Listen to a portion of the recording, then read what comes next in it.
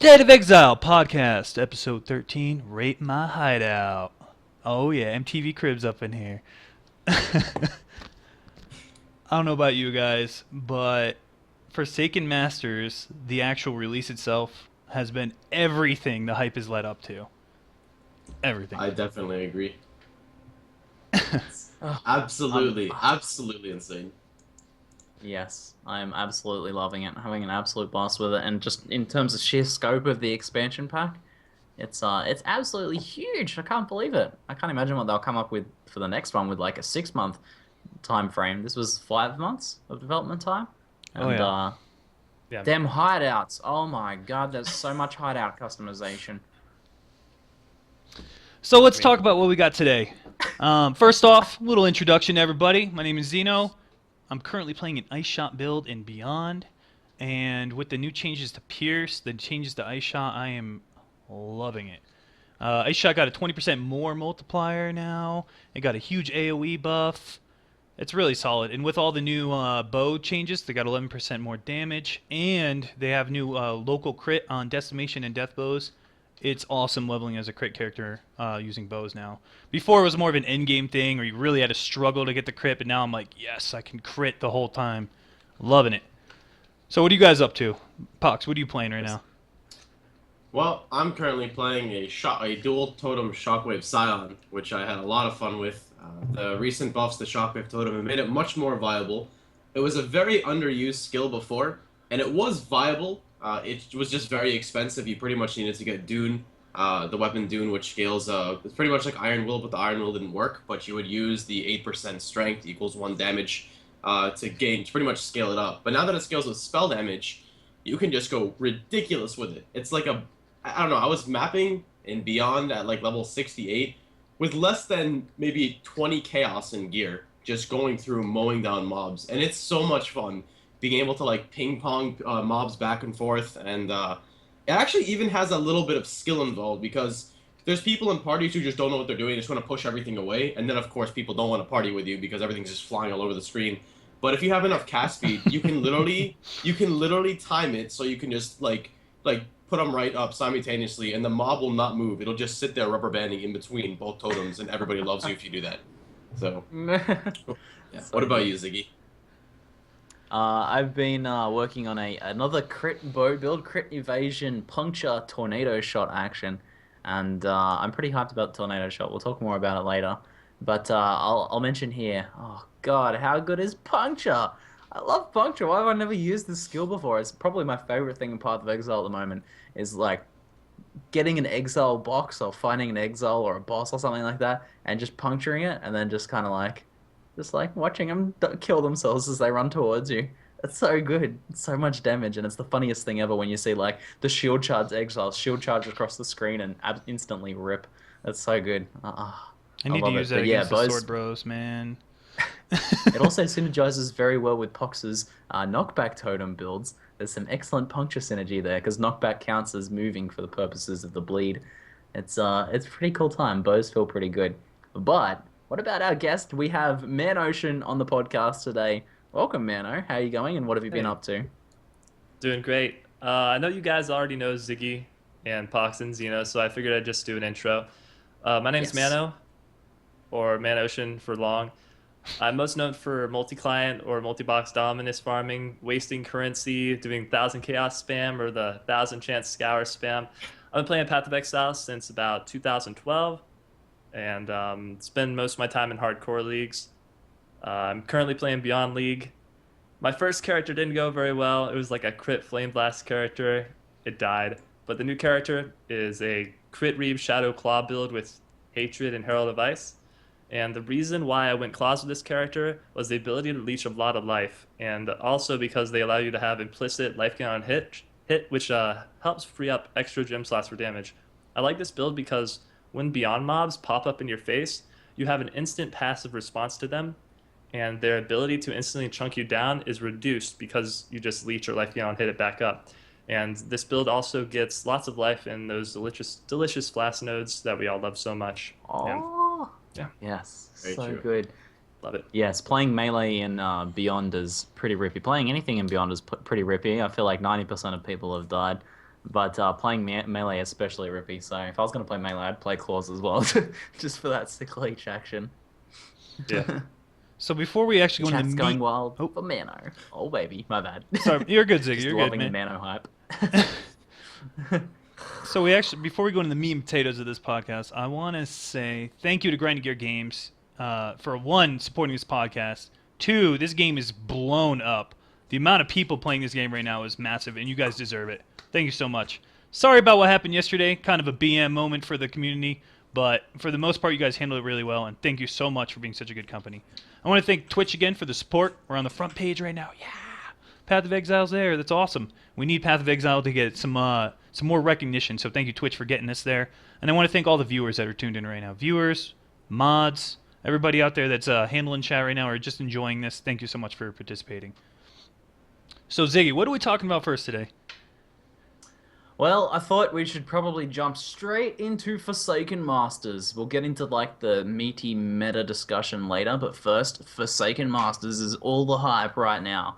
So, Forsaken Masters is a new expansion pack for Path of Exile. Those of you guys a little bit unfamiliar or just tuning in, Forsaken Masters brings with it new challenge leagues, new skills, new passive skill tree overhaul, but most importantly, the Forsaken Masters themselves. There are 7 kind of exiled masters that randomly spawn throughout the continent in all zones and in maps.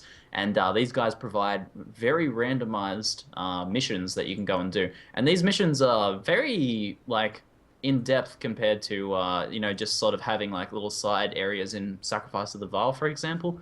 We have things like defend the totems, escort missions. We've got assassination missions. We've got like scare the target sort of missions. There's duels. There's all sorts of things to do with this. And the cartographer master even like opens up extra maps for you to do while you're in a map.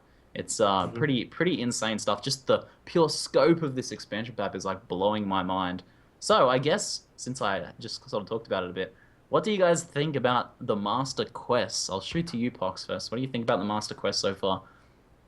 Well, I really enjoy them. I really enjoy that, sometimes you're running a map. This is, me, for example, because I'm in mapping. And, typically everything's normal. And then all of a sudden you get Zana. And it's like, before there was the hype of like, oh my god, a shipyard. Oh my god, a +1. Like, all of that. You get excited. You get more experience in new maps. But now you're like, oh my god, Zana. I get to go run a map for free. So it's already usually like a +1 of some sort, depending on her level. Or the map that she's in. And then when you're in that map, you have a chance of gaining maps. So that's like another benefit. And then on top of that, the one scary part about Zana, which I really like, is it's like a crazy RNG risk versus reward. Because she'll tell you to go run a map, and you'll have various, missions to do, depending on what it is. I know one of them is like collect 10 lodestones, so you have to go throughout the entire map and find lodestones. There's another one where you have to kill the boss. And in my situation, she put me in a torture chamber map. Now, the map levels that you get put into scale differently than the ones. So Yes. it was a level 68 torture chamber, but it's still a torture chamber boss. And it had turbo with like fizz resist, and I'm majority physical damage. And then the boss had 30% damage with 25% haste. And I walked and I'm like, okay, I'm going to be very meticulous about this. I don't even have 4k HP. This is torture chamber boss with turbo. So it's with a damage steroid, it's probably like the 72 one. And I walk and I'm like, okay, let's do this. I'm like, all right, so there should be 4 pillars in the room, and I'm just going to shove her to one side, and then I'll line of sight behind a pillar. And I walk in and run, and I don't see there's just one pillar. I'm like, okay, no, I can't do this. And it's crazy because I don't know if the map has changed because of her, or if someone told me it was corrupted or something, and that's why it changed. But I'm not sure how that was. But still, just from Zana alone, that whole hype of like, oh my god, it's an entire new map. And then when she's in your mapping area, you like when she's in your hideout, you can literally create your own mapping device in there. Everybody can come to you, and you get free bonus quantity depending on her level. I think it's 1% quantity on a map per level of your Zana, and it's just so awesome. I love it. So, and then she sells you maps as well. So, what about you, Mano? What parts do you like about them? The thing I like about the Masters is they break the monotony of the game. You're just mindlessly grinding like a zombie, and then poof, this person with an exclamation point appears in their head, and you get to choose. Well, you don't get to choose, but you get to do a plethora of quests, and for the most part, they're all pretty exciting. The thing is, about the Masters is they provide risk versus reward, which is really good because a lot of the Masters can have pretty dangerous quests, Oh yeah. like Vegan and wait, the Rockfall guy. What's his Haku. name? Haku. Haku the Armor Yeah. Master. So at the same time, they're not just freebies. They're not just the stuff isn't just handed to you. You have to try for it. And then you get the bonuses in town too, like the Regal for a multi-strike or the Chaos for the casting damage taken, which can also help players that would not get those gems until higher levels progress through the game a little more easily and give them some more defensive or offensive abilities. Yep. The ability to get a drop only gem or a high quality gem is nuts. I'll say that right now. Like, and it's only like a Regal or a Chaos. And you're like, okay. And you see all these people in chat want to sell multi-strike. You're like, good one, good one, buddy. Where you get that from? Yeah, it's pretty funny too, because like when you're leveling, the first time you find Vegan, he's like, duel me. You're like, all right, bro, this is normal, no biggie, and you beat the hell out of him. And then you get him in Merciless, and he like has Resolute Technique double strike that chunks you for 70% of your health. You're like, Vegan's pretty hard now. I will say, just like the Forsaken Masters in general, like their quests are, there's some that are just like completely easy, and then there's some that just like will destroy you, absolutely destroy you. I love it. That's very true. And like you said, Zana, I did my first Zana last night. That is one of the coolest introductions to the game. Everyone's always whining, oh, my map pool, I always run out, and cartographer boxes are OP. Zana is the answer. She really is. You get a map within a map, Leonardo DiCaprio comes out, and then you can find maps within that map. I mean, you can't beat it. How about you, Ziggy? What are your first takes? Yeah, there's so much to do in each zone now. I feel like whenever these guys spawn, it's like I'm farming at docks, right? Usually it's just like get in, get out, clear each of the piers, you're done. But now you get like these randomized missions spawning in there. You'll get like Zana in there, and it'll be like, hey, you just cleared this docks. Guess what? There's a bunch of cool like corrupted chaos mobs to go farm now. You like double the value, so much extra value. And then you got these, my favorites are the Tora and the Verici assassination missions. I love the assassination missions because it's like go hunt down this exile, or go like kill the exile without killing any of the guards, or keep one of the guards alive, or hurt the exile, bring it down to low life, but don't kill it. Don't kill it.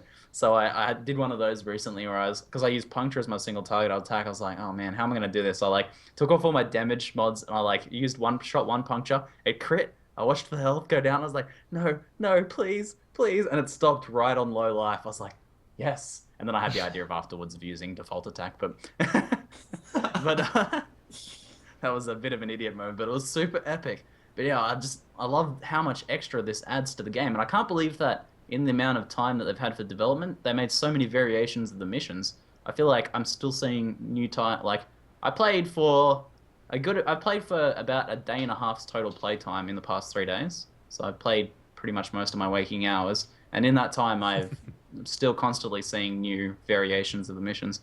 There's just so much more variety to the game. It just adds so much to it. So I'm really, really impressed. Obviously, though, I'll take the the negative side of things a little bit here.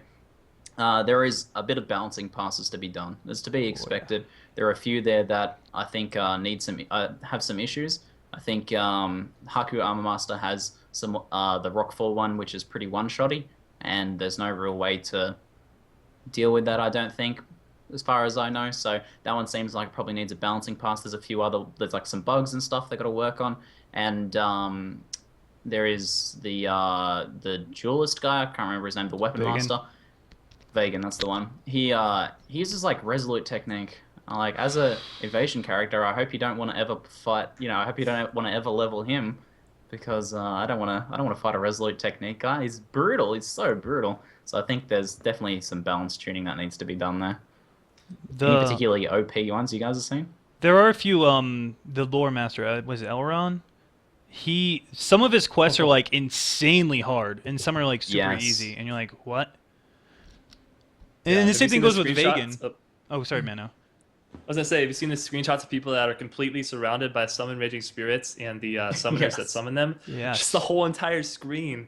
It's like that's like, because you get like too used to the mindset that you're gonna get a pretty easy quest from him, and then you get those summons and you just get murdered, and out of nowhere, it's like what? What happened? With that, Why? Yeah, you can raise those guys as specters, and they Oh my can God. summon Oh. raging spirits. I'm pretty sure that's not intended, but there are some people mowing through content with those dudes right now.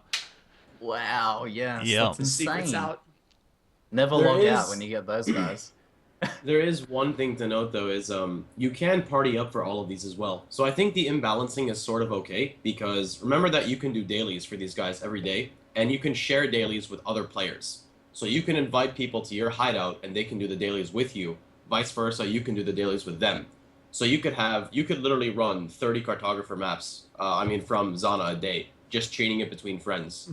And this kind of eliminates, oh he has RT, I'll just get a pure tank.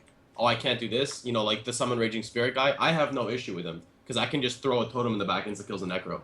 So you're very you're able to you're able to just work together as well to counteract these changes because we're just thinking it from a solo perspective. Remember that. But when you party with players, it becomes a lot easier.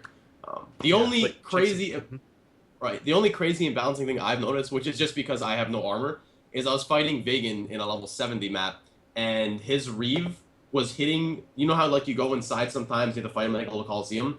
His Reeve was hitting the entire screen, and I'm just like, I can't do this. So, but then again, I have no armor. I'm sure someone who's like a life leech, 10k armor build could just face tank that. Vagan's hilarious because you'll have those duels and you're like, oh, I'm not doing this. Nope, nope, nope. Or then he's like, hey, kill more dummies than me, and you're like, really? Oh, You just like nearly that one. two-shot me, and now I gotta kill dummies?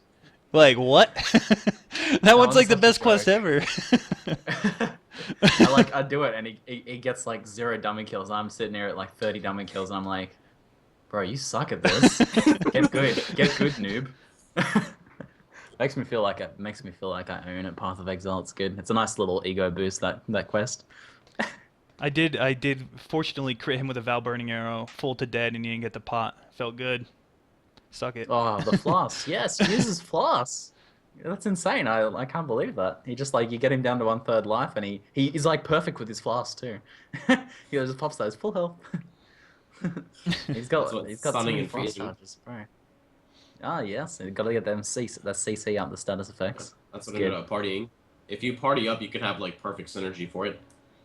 You guys want to talk yeah. about hideouts? No? Let's talk about hideouts? Yeah? Yes, Yeah? the namesake of the show, So, Mano, MTV Cribs. word on the street is you're going to have a swag mansion. You want to go into detail about this swag mansion now?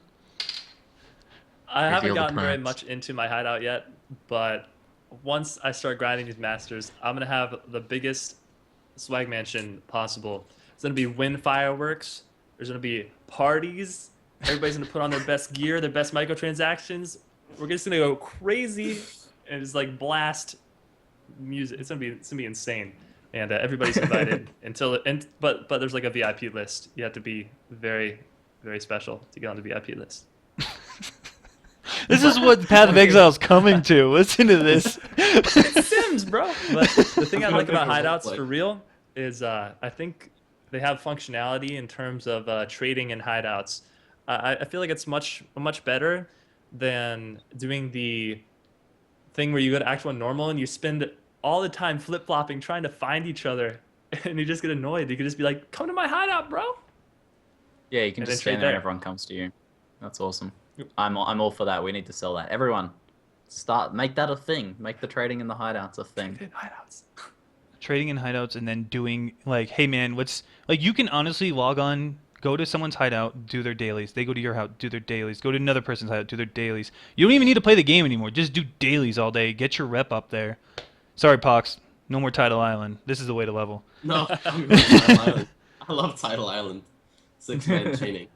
One thing I really enjoy, which this might be like people might not ever think about this, but this annoys the poop out of me, is so you know how you party with your friend, he's European, he creates the instance in a town, he decides to go to another town, then another town, and then you keep trying to go to different towns to organize your stash, and it's like, why do I have a 300 ping? Oh my goodness. And you sit there trying to like put weapon scraps on something, and it's like 1%. Oh, 1%.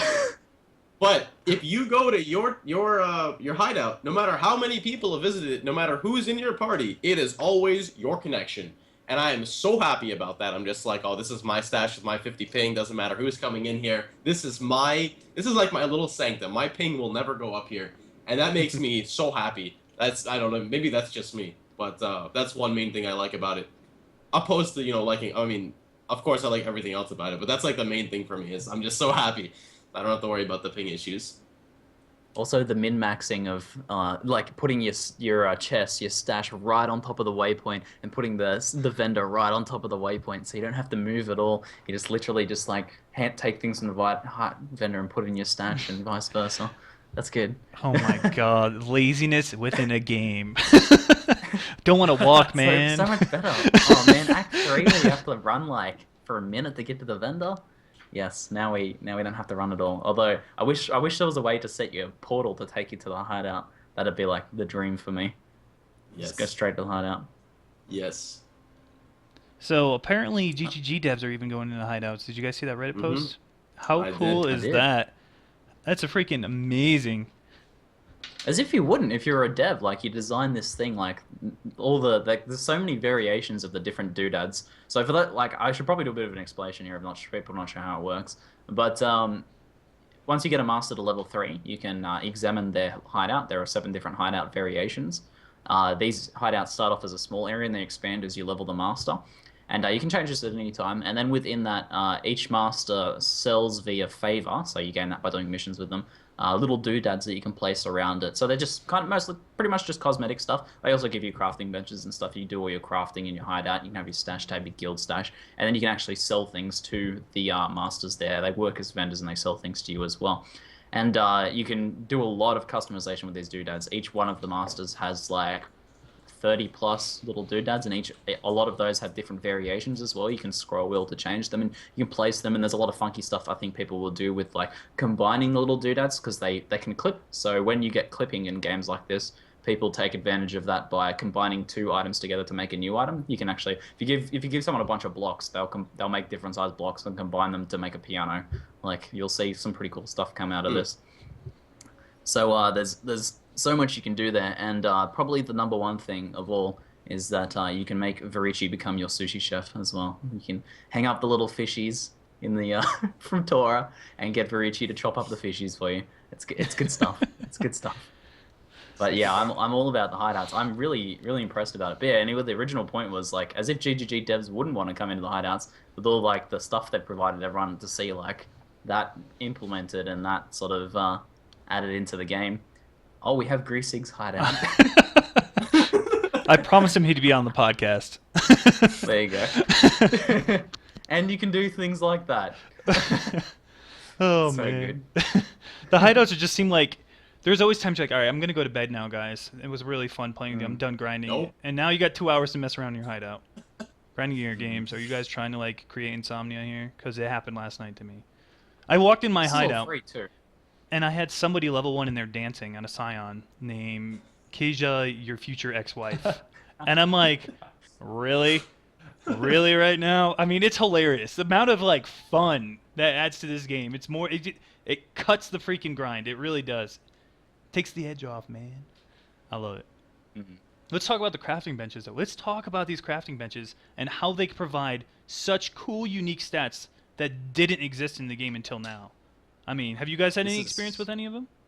Pog? Yes. This is huge. I've definitely. Oh, sorry. I'm gonna cut in here. I'm an asshole like that. Okay, so Before we go into we'll like go... yeah. Yeah, go on. No, go on. Alrighty, thanks, Box. Appreciate it, bro. I'm gonna cut right in here because before we go into the like the unique affixes and stuff, I just want to talk about like what this adds to just the general crafting system as well. Well, firstly, like it changes the dynamic of like the whole loot system. Now when something drops, you're not just looking for that GG item or that really expensive craftable item, like that thing that's exalt worthy. You can get those items that are good, decent, or have potential. You get that, you get that weapon that's got the 150% fizz scaling and attack speed, but no flat fizz, don't have the exalts to exalt it. You can still add like 10 to 20 flat fizz to it and have like a really sick weapon, or even more than that. And this sort of also adds like a whole new way of crafting initial endgame gear. So just recently, for example, I crafted myself my first endgame bow, and essentially I grabbed like a nice crit based bow. It was a 5 link bow, just a white item. I used the rustic sash recipe to put increased physical damage on it. Got 88% increased physical damage. Augmented it, regaled it, and then went to the vendor and for I think it's like 1 chaos or something, added like it's like a 10 to 20 fizz damage roll, and that's like a sick end game bow. Like that's like I can jump in and farm maps now, and that was all that costs like a regal, a chaos, and a little bit of tiny currency for the belt recipe. Like it's a really efficient, easy way to get crafting. It's such a easy way to sort of get things rolling, I think. So yes, I'll pass on to you, Fox, now since I cut you off like a jerk. It's no problem. So, going on with what Ziggy says, the crazy thing about this is, for people who don't know, if you have certain masters can craft certain stats unique to certain things. For example, Katarina can put casting speed on shields. That's just one example. There's a bunch of others, but think about how cool that is to put casting speed on a shield. Or in my example, you guys know how you always have those rings. Perfect example. You find a ring, it's got tri-res, no life. Or life, dual res, missing something. Or, you're just missing something at all times, and you want that something. Well, for me, I ended up just alching like crazy. Just alch every ring I pretty much found. And whenever I found something that I was missing one stat, I was like, oh, let's just go craft 10 all res on it. Oh, that's great. Oh, my shield's missing life. Let's just put life on it. And it's so cheap to get these investments, because I know how you guys feel when you're like, oh man, I want to run maps, but I have 60 fire res or I have 50 fire res, and you just craft it and then you can go map. And you don't have to sit there trying to farm an area, trying to get something, alching to craft your gear. Or people like me who I'm not gonna lie at all. I barely craft with Exalteds or Eternals. I almost never do it. I'm just not I haven't gotten to that stage in the game yet. But so for someone like me, this is amazing. Like just being able to put these decent stats on gear to get your character scaling is just so insane. It eliminates that little bit of RNG, but at the same time, if you want to craft the best stuff, you're still going to be Eternaling, you're still going to be Exalting, you're still going to have all of that. But like I said, for players like me who are in that position that just want to go, go, go, go, awesome. This is so cool. What do you think about it, Mano? Pretty much everything you just said, but I feel like it's good because the more people you have that are able to progress past certain walls into higher content, the more of a fresh economy you have. Well, not fresh. The more people you have in the economy, the more healthy it is. The less people get discouraged. The more people stick around. The servers stay full of the leagues stay full of life for a longer term. I think when you make it easier for people to keep making new characters and getting this new gear and able to craft beginner gear for whatever build they make, because if your main character is a certain build like a claw or a staff build and you don't want to I missed my thought right there, never mind. But I guess if you'll have enough money to buy something good, but you know what I'm saying, it's just it gives people more incentive to play because they're not going to get discouraged. Great way to break down those progression walls. Yeah. For the longest time, people have always been saying, grinding your games, we need more crafting. Like, crafting in game just doesn't work right now. It's all or nothing. This is it. This is what we've been needing. I don't think people realize how huge it is. Not only that, the new mods they've added, I had from level 1 to 31, when I could put my new support gems on, I had a 0 mana cost on 2 of my skills. Because of Elrond's enchant -7 mana cost to skills. I was just fine. Was rolling around 0 mana cost, and when I finally put a support gem on, it was 3 mana cost. So this changes the way. You don't need EB right out the get-go. You don't need blood magic. There's so many like new ways to play this game. I love it. Also, this is a good way to change the way how the currency sync works in the game. Before, Exalts are 40 Chaos and freaking Ambush, for God's sakes. Now Chaos actually have worth, because some things cost 5 Chaos just to craft, and they're worth 5 Chaos to craft. So this increases the price of Chaos, thus dropping the price of Exalts, in my mind at least. I think this is the economy sync we needed, and really cool enchants. Like you were saying, cast speed to shields and gloves, weapon elemental damage to helmet and chest Haku provides. Tor provides return projectiles and bleed on hit. Mods you've never seen before. Unbelievable mods. So things So like let's- this, I hope let's they turn- say. Go ahead. I wanna, we have to talk about this return projectiles thing. What the hell? How is this in the game? I'd say this is like, must be a level 8 affix, so obviously no one in Beyond is using it yet. I don't know if anyone in Standard or anything has it yet, so I haven't seen it in action, but this is the same mechanic from the Descent League Unique. And split crit, you fire out all your projectiles, they pierce through the enemies, they go out to the end of their thing, they come back through and they pierce through everything again. It doubles your damage. Like, the hell? OP. This thing is so ridiculous. What? How? I believe the mechanic, it requires to hit something in order to return. So- I mean, like hit a so wall. it doesn't work with pierce? It Oh, should it work needs with. to hit I a think it wall? needs to hit something. I don't know how exactly it works, but like for instance, like if you put a frost wall behind them and then pierce and boom, and they come right back, that would work, I believe. I would have to do further testing, but to the best of my knowledge, when it reaches the end of its its limit, I don't think it pierces back. I think it disappears. It actually has to hit something for it to come back. Okay, so not as good as it could be. Still seems pretty strong though. It's an interesting mechanic to add into the game. I mean, I'm not 100% on it, but I'm pretty sure that's how it works. No, Green Dude was explaining it to me. So kind of like Alright. Spectral Throw. but If it with a reaches its bow. max range. Yeah, maybe. I don't know. Interesting. One more thing I just want to interject. I just want to interject really quickly is going back to the crafting itself is people who need like wands for physical wand builds or daggers or staff, like weapons that can roll hybrid. This is so insane for you because you can roll. I'm sure you guys have had this before. You roll like a 130% on like a dagger or a wand, but it doesn't have a flat fizz, and you're just like, well, that's exactly what I need. I need that flat fizz. You can literally go craft a flat fizz, and then you can actually use that weapon now. Like you can turn like a poopy weapon that has no base damage with a 120% fizz roll into just adding like a flat, I don't know, like 17 to 20 fizz, which will still get your character going. Like if you need those weapons, or you can add a crit roll, put a wand from like an 8% base crit to shoot it up to like 10%. That's what I did for my friend yesterday. Now he can actually play as Wander, so he doesn't have to sit there looking for all of these crazy things. Because one big thing about hybrid weapons is a lot of players don't understand how they work. They see a wand and they think in their head, oh, a wand is a spellcaster weapon. Why would I ever use a fizz weapon? Like a physical damage wand, and people will just vendor it. And that's why these weapons can become so expensive, because they're hard to roll and players just don't understand. Like players coming from another game, would you ever think you would use a dagger as a caster?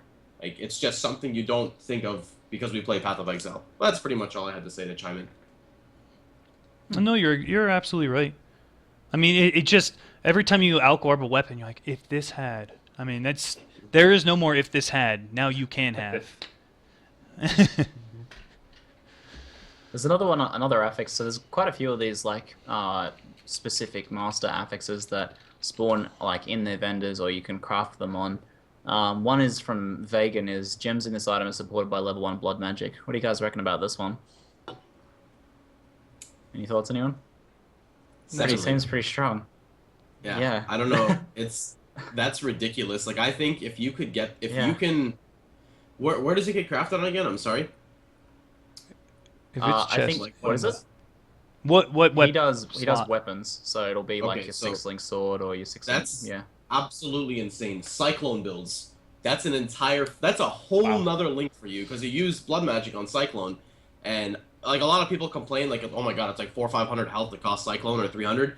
But when you have life on hit, life leech, life regeneration, it doesn't really matter. So literally getting an entire free link, like that could be your faster attacks, or that could be, I don't know, that could just be so much. It could be a blind. Like, there's just so much you could add there if you're not using a bringer, or just some other things in general. That's like, oh my god, that's an entire link. Like, that's so crazy. Or it could put you from the 5 link to the 6 link that you needed. Because, a lot of people stick with 5 links, because the difference between a 5 link and a 6 link in costs is insane. It's just out of this world. But I really, really, really like that. Yeah, it's insane. There's so much value. There's- That's why I there's- wanted to bring that one up. There's so much to talk about with Masters. Like, we can go on forever because it's just so much time spent on it. I mean, I am blown away. Like, honestly, I rate the Forsaken Masters like a 9 out of 10 because it fixed so many things in the game, and that one negative is because the quests are bugged. But I think that's just, like you said, a couple patch passes and we're there. But let's talk about the not so favorable things right now. Beyond and Rampage. Like for me, I don't know. I haven't tried Rampage yet, so I don't have much to talk about there. But Beyond needs some work. What are your experiences with it, Ziggy? Go ahead. Hop on your soapbox. Let's hear this. So, day one for Beyond, I was not all that impressed, to be honest. I was very keen for the mechanic. It sounded very, very interesting. But in practice, like, it certainly added challenge, and I appreciate that from a hardcore league. And overall, in like hardcore, I've been having a blast in the new league. New hardcore league is, oh, so good. Love the trading, love everything about it.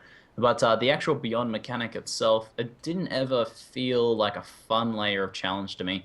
So I think the issue is, like, I've been reflecting on this and talking about this with chat quite a lot.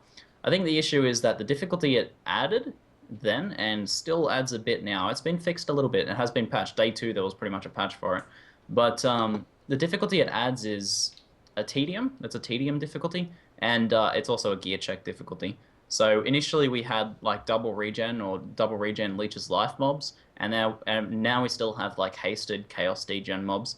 These are all gear checks, or they're very, very tedious. Like, they take a long time to kill these guys, so it's just, you know, it's just, it doesn't feel very good. And like things like hasted degen mobs are essentially a gear check, or you leave the map. There was many left ledges when we were farming Merciless Ledge. We were joking about, you do 25% of ledge now, and then you leave. Yeah, it was a bit like that. So it has been patched a little bit. They removed the double regen. But I still think overall it's not like an engaging or interesting difficulty addition. For comparison's sake, to help explain this, I think the best hardcore affix, or the best hardcore league in my opinion, was Nemesis League.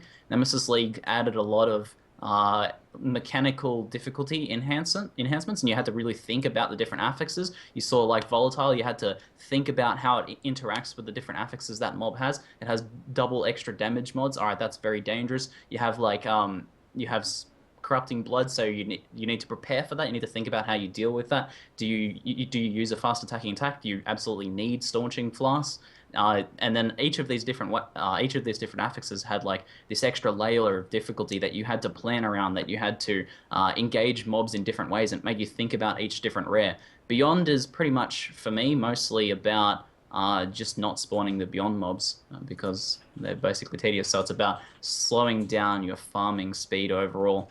I think as my character's gotten better and into endgame, and since the changes, I'm enjoying it more. But overall, I'm not super hyped about the Beyond mechanic itself. So what do you guys think? I'll pass over to you, Mano. What do you think, man? In my opinion, Rampage League is pretty fun. I played it until I hit the... I mean, I don't have that much experience. I played until I hit the Southern Forest, and I got a sweet almost 150-point combo, which was really fun. The AoE abilities add flair, and they add some kind of safety also to the league, because some of them stun and do other things. Yeah. For me, like, the gratification of killing the monsters gives you more drive and incentive to play, because you just get all this swag gratification just popping out of your character.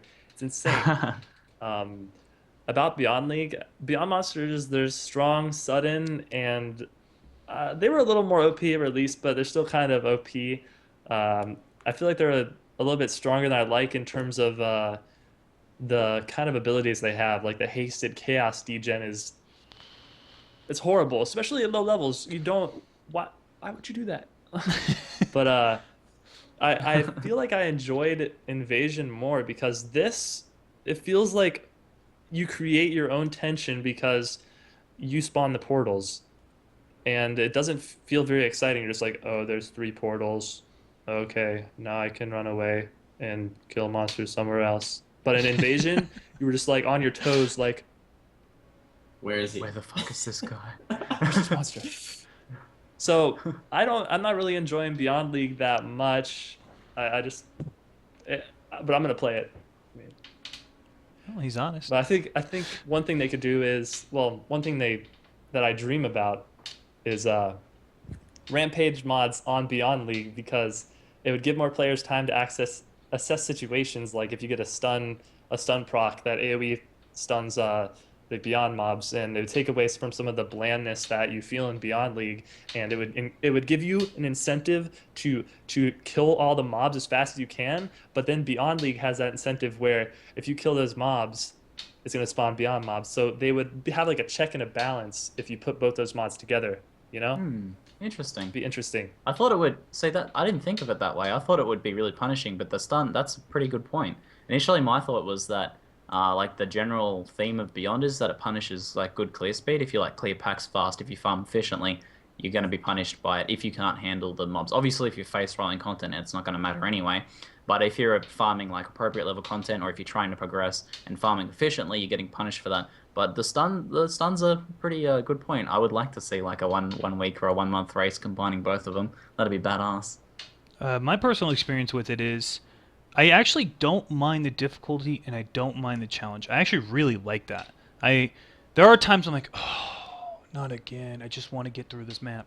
There are times I'm like that, but then there are times I'm like, all right, this is cool, you know, whatever. I'm mowing through these. It's just the sword bros for me. Just because I play an evasion-based character, I have no armor.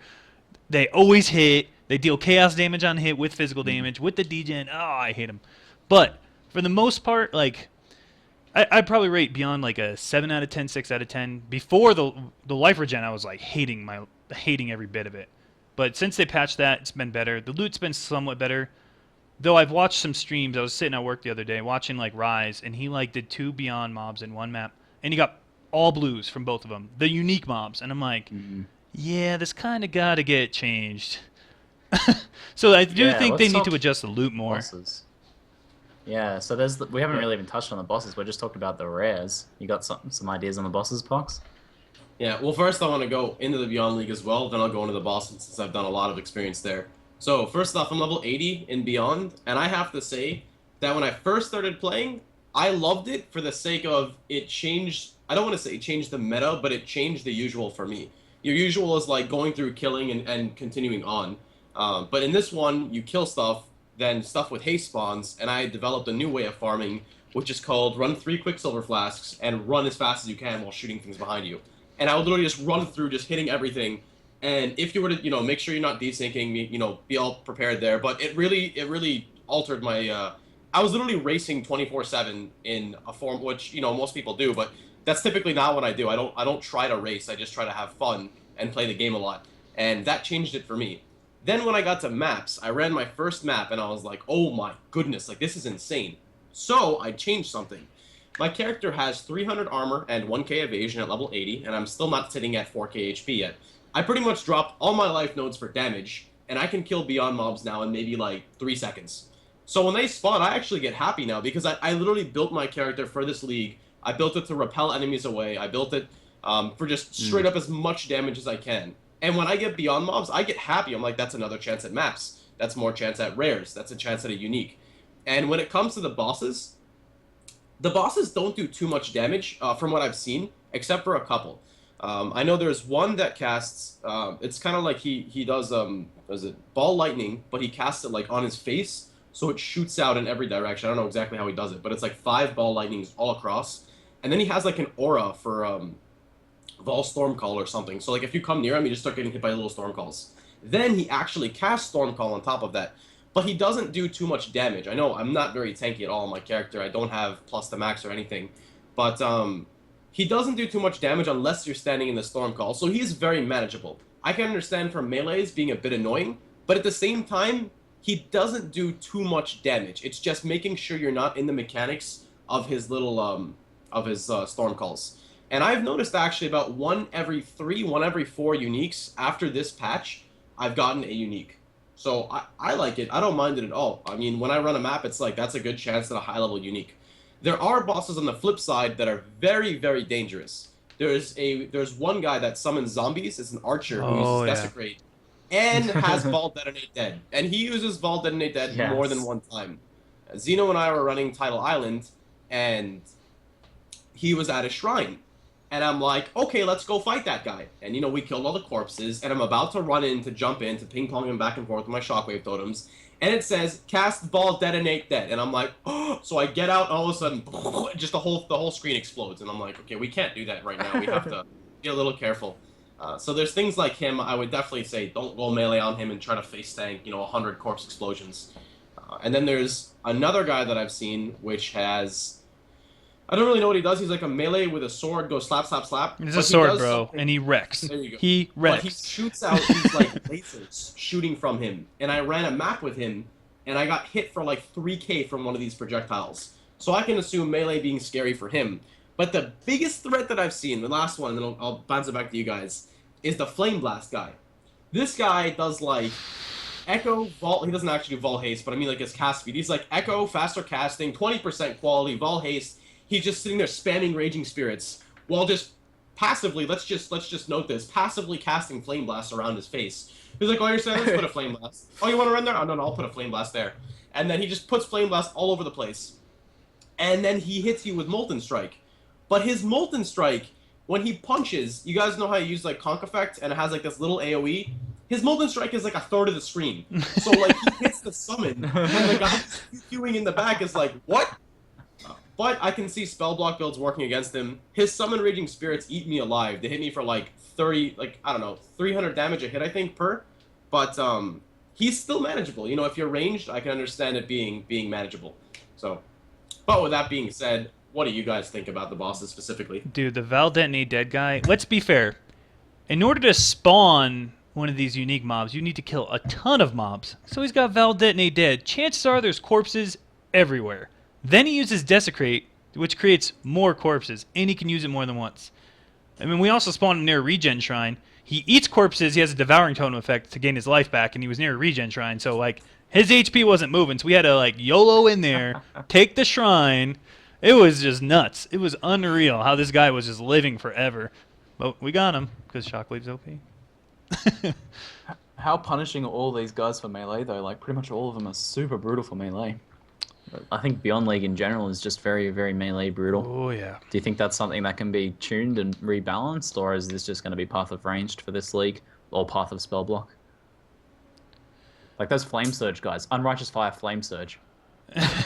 Ouch. It's not even a boss. What? It's just a little blue mob, and you're Yeah, they're like, just these little eyeball dudes, and they smash you. you need to run Ruby Shrines. As a Like, melee character. Ruby Shrines are Yeah. so... I mean, not Ruby Flasks. They're so damn important right now for melee. As is the freaking Amethyst Flask, because that Chaos Degen will truck you. Melee, they actually need a lot better gear than range. That's why I'm still playing a bow. I was like, oh, I'll play Viper Strike, and I'm level 17, hating my life. Like, level 17, hating my life? What is, like, what's maps going to be like? I'm sure it's possible with a lot of block, but I'm sticking range. Yep. Pox, I wanted to ask you something, because you've been going pretty ham on the maps and clearing pretty fast. Have you been like accidentally spawning the bosses at all in maps, or do you have to make a concerted effort to do it? Because when in all my testing so far, to actually get a boss to spawn outside of maps, you really have to like pull a couple packs to a shrine or something. It's very inconsistent. I've had times where I've fought a strong box with, you know, like I've opened a strong box and insta-gibbed it and nothing will pop out. And I've actually had a time where I had a 47% pack size on a shrine and I dropped both totems and spawned 2 unique bosses immediately. So I probably get a unique boss once every 5 maps, typically on pack-sized maps, which are very dangerous to run. But that's, I think if they had to tune one thing, it's maybe the consistency of how sporadic they are. Because I'm sure you guys have had this. You're like, oh man, I have to reset my zone. I walk in, there's 3 skellies, I kill 3 skellies, and 3 haste bros come out, and you're just like, well, okay, let's go reset that again. And then you'll run like half the ledge, and nothing will pop up. Yep. What do you think, Mano, about these bosses? Have you had any experience with them?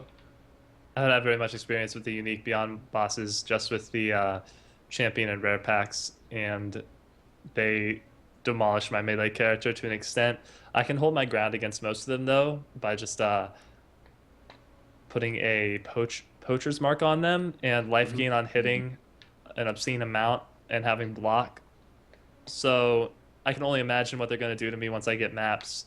And once I hit maps and start doing the unique bosses, it might get very scary for my melee character. Yeah, I don't even know enough. how people are doing it. It's like claws, like leech is so important now. Before, you'd be like, I'm not going to use life gain in hell. 2% leech is good enough. Nope. Not anymore. So Rampage. Anyone have any experience with Rampage? Yeah, I jumped on Rampage with a Burning Arrow Prolith character last night, and I think I like the league overall. Like, it's not an very invasive mechanic, whereas like you know, if you don't like the Beyond mechanic, it is pretty invasive to your gameplay. Like it has a big negative impact on your gameplay if you don't like it. Like if you like it, it's fine, but if you don't like it, it's right there in your face. You can't do much about that. But if you don't like the Rampage mechanic, it just kind of chills in the background. It doesn't do much. You get an occasional stun. But if you do like it and it is a motivator for you, it really propels you forwards to like push you to clear as fast as you possible, and it encourages those fast clear speed. So overall, I think I like it, and Burning Arrow Prolif is pretty fun with it. What do you think, Pox? Honestly, I didn't get to play much in it. I like the whole idea of it, but personally, I haven't experienced it yet.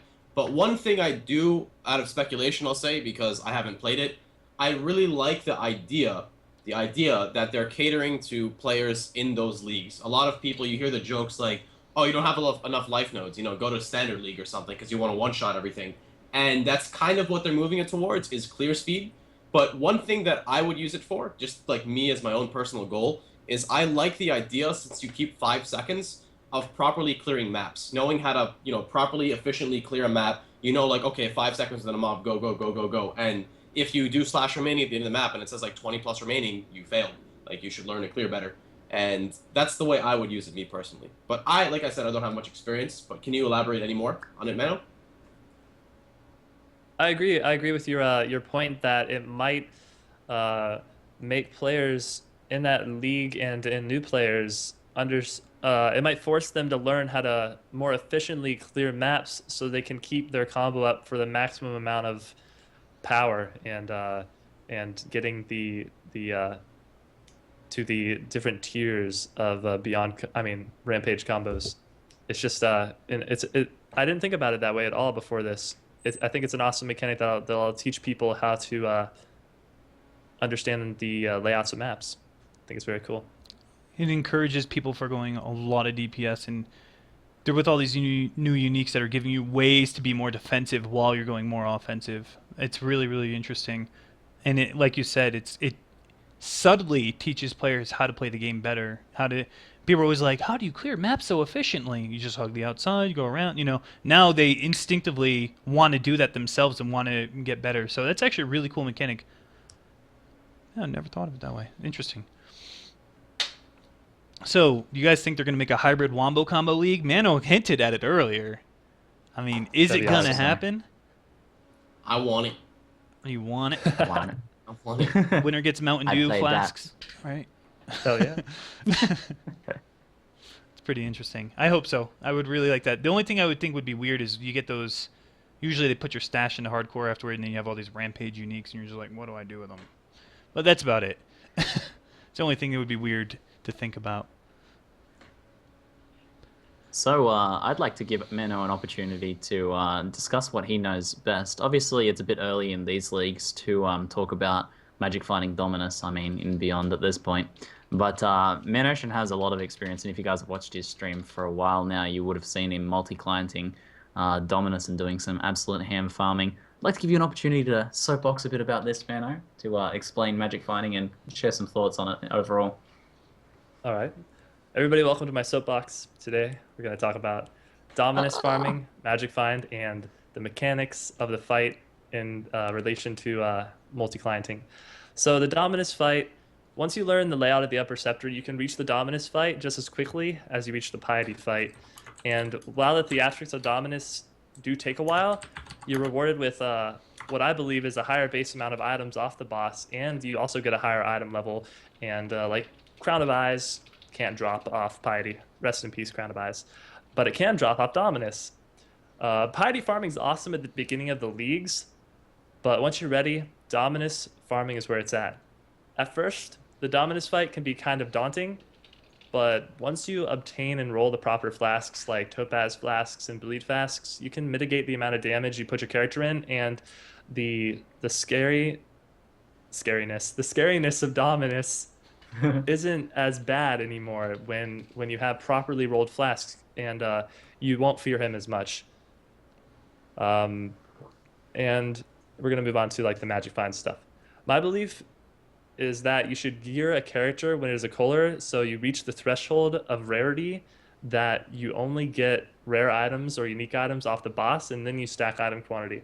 You'll get more alterations, you'll get more currency, and you'll get more chance for an item to roll unique because the more item quantity you have, uh, the more items base drop. And when you combine that with a good level of rarity, you increase the chance for those items to roll unique on drop. Hey, And Mano, what's usually like? Because I know there's like a certain threshold of quantity versus rarity. What is your like base threshold of quantity before you start stacking the rarity? well, last league, I was 420 item rarity and 69 item quantity, but I typically try to get around 300 rarity when I start calling the boss, and it's really hard to reach the thresholds and stack item quantity though, which is why I might equip some wonder traps earlier this league, and especially with the nerf on item quantity gear, and you can't really get the legacy item quantity gear this league like you could last league because you could bring it in from quest rewards. It's gonna be better to get rarity early and harder to get mass amounts of item quantity. So moving on Mano, wait, one sec, yeah, one sec. what? Did you really have 420 rarity and 69 item quantity? Are you serious Yeah. with Did I this hear right that now? correctly? Did I hear Yeah, that correctly? you have to have lucky numbers sometimes. It improves your RNG and it improves the chance of really good unique items dropping. Like how? Mano, we know you're a troll, but like you even yes. trolled What? 420, 69. Let's do it. That's so It's good. numbers, man. It's numbers. I love the extra of the, if you hit these specific numbers, more things drop. So there you go, guys. You've heard it from It's true. professional Magic Finder right here. 420 rarity is like the best for finding uniques, and 469 quantity is the way to find all those sweet items. That's how to do it. I'm like so red from laughing so much. Holy hell. All right. So for item rolls off bosses, I got this quote from Rise off the forums, not Rise Cutie, but Rice, the developer. I'm not sure if I'm pronouncing the name right, but he says it currently rolls for unique first, and then if that fails, it rolls rare and then magic. And plus item rarity is applied to every roll with diminishing returns. So that is the opposite of what I used to thought is the more base items you dropped, and then after you drops the base items, it rolls from the bottom up. So I figured I'd bring that quote to give everybody some understanding on how items are rolled on drop, which is it tries to roll unique first, and then it just drops down tiers until it hits the appropriate roll with the item rarity applied to it. So Also, does rarity he even says affect unique? Rarity does affect unique drops if it applies by this, because item rarity is applied to the roll for the chance to get unique. Like if you had a dice roll, like, and you had a 1 out of 1,000 chance to get a Parandus belt, and the item rarity would increase the chance to a degree of you getting that Parandus belt when it drops and a unique is rolled, because it says it currently rolls for unique first. And also diminishing returns on Magic Find stats are secret, which is why I try to stay away from stacking obscene amounts of rarity, and I try to pick a good threshold to split up between item rarity and item quantity, so you don't end up hitting some kind of invisible diminishing returns wall that you're not aware of. Yeah. Okay. So what about this multi-client thing, man? Because a few people I think it's controversial amongst some people. How do the rules it look is. at multi-client, and how does it work? Multi-clienting and multiboxing, it's safe. It's an effective way to extract more and better loot from the boss, and it's also safer because you do it in grace period, and you also get the full item rarity and item quantity bonus from the party that you're in. But when you do it, you have to be careful, and you have to operate within the terms of service. I'll give you a quick run through of how I do this. First, you're only officially allowed to run 2 clients per computer. Virtual machines are a gray area. If you stream yourself multi-client farming and get caught using VMs, you might. It's kind of sketchy. To avoid getting the ban hammer for this, I try to always use 2 separate PCs. I have a laptop and a main PC, and I run 2 clients on each PC.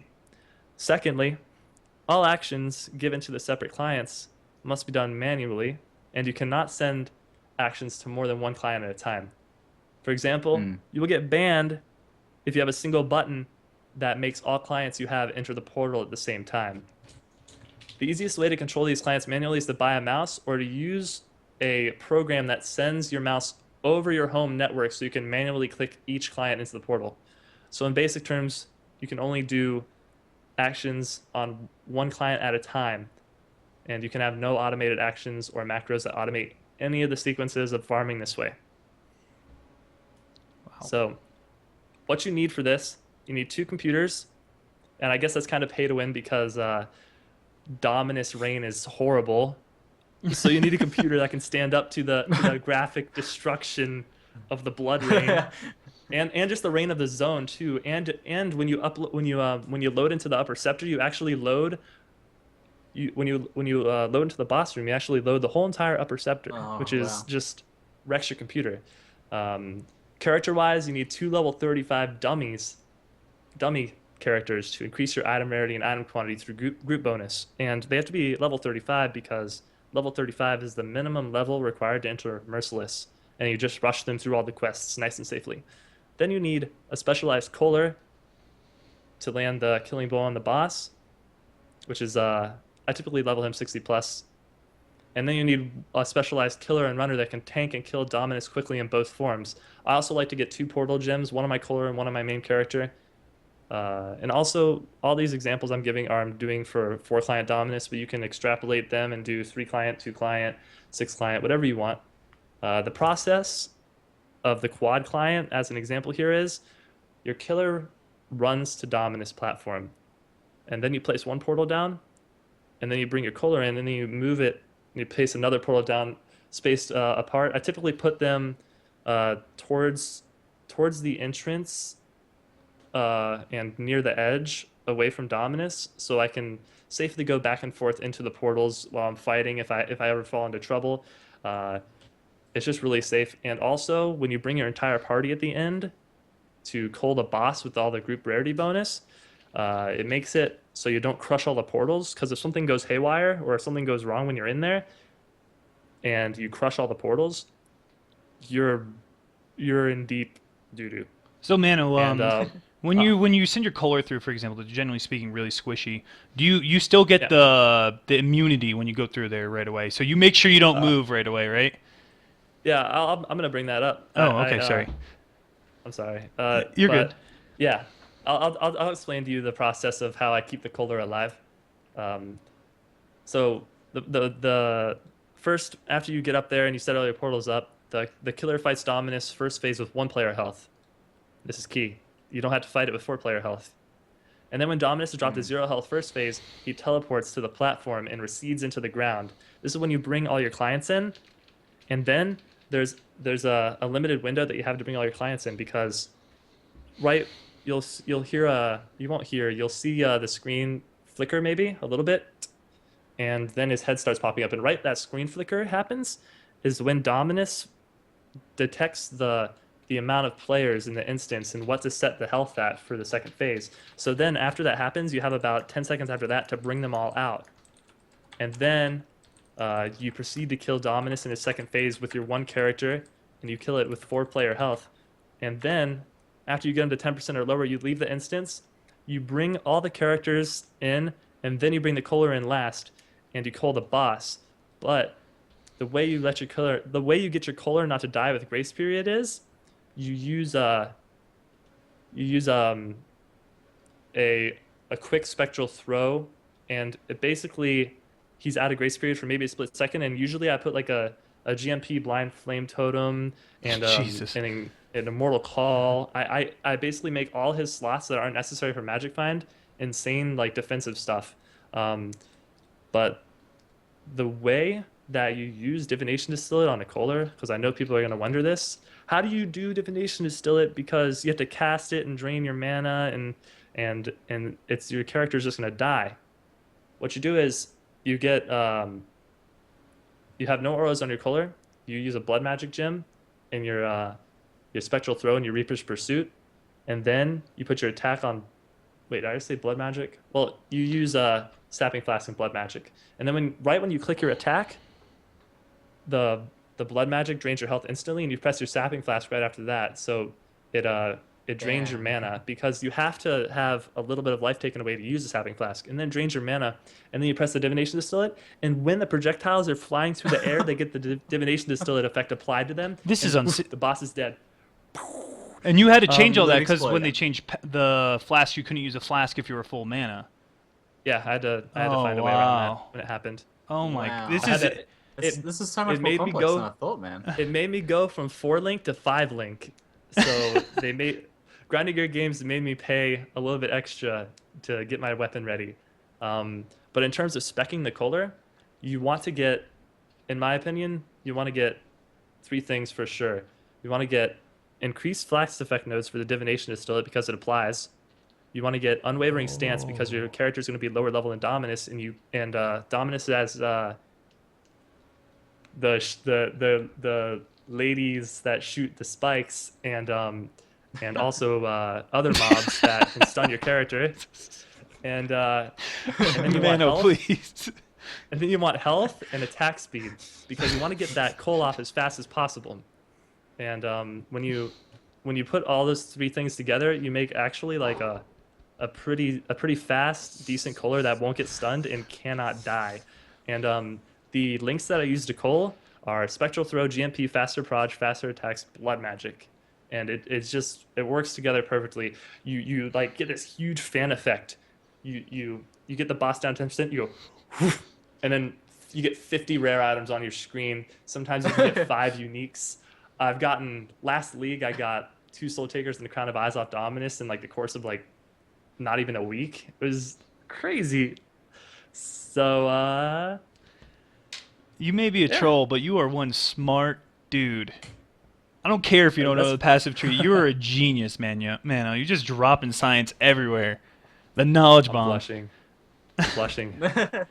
I mean, there's So, there's yeah. so much that goes into this, and like that's what I was gonna ask is the loot there? And I've watched your stream Multiboxing Dominus before, and it is insane the stuff you get, how much stuff you get.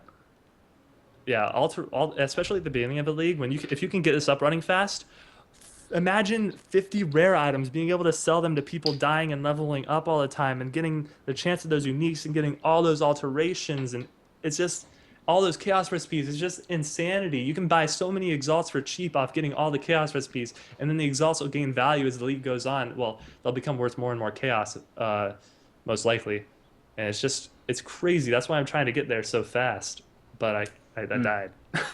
This Yeah, is why. interesting thing. Like, go ahead, Box.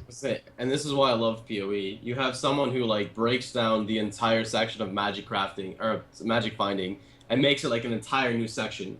You have people that break down leveling and have their min-maxing and mapping.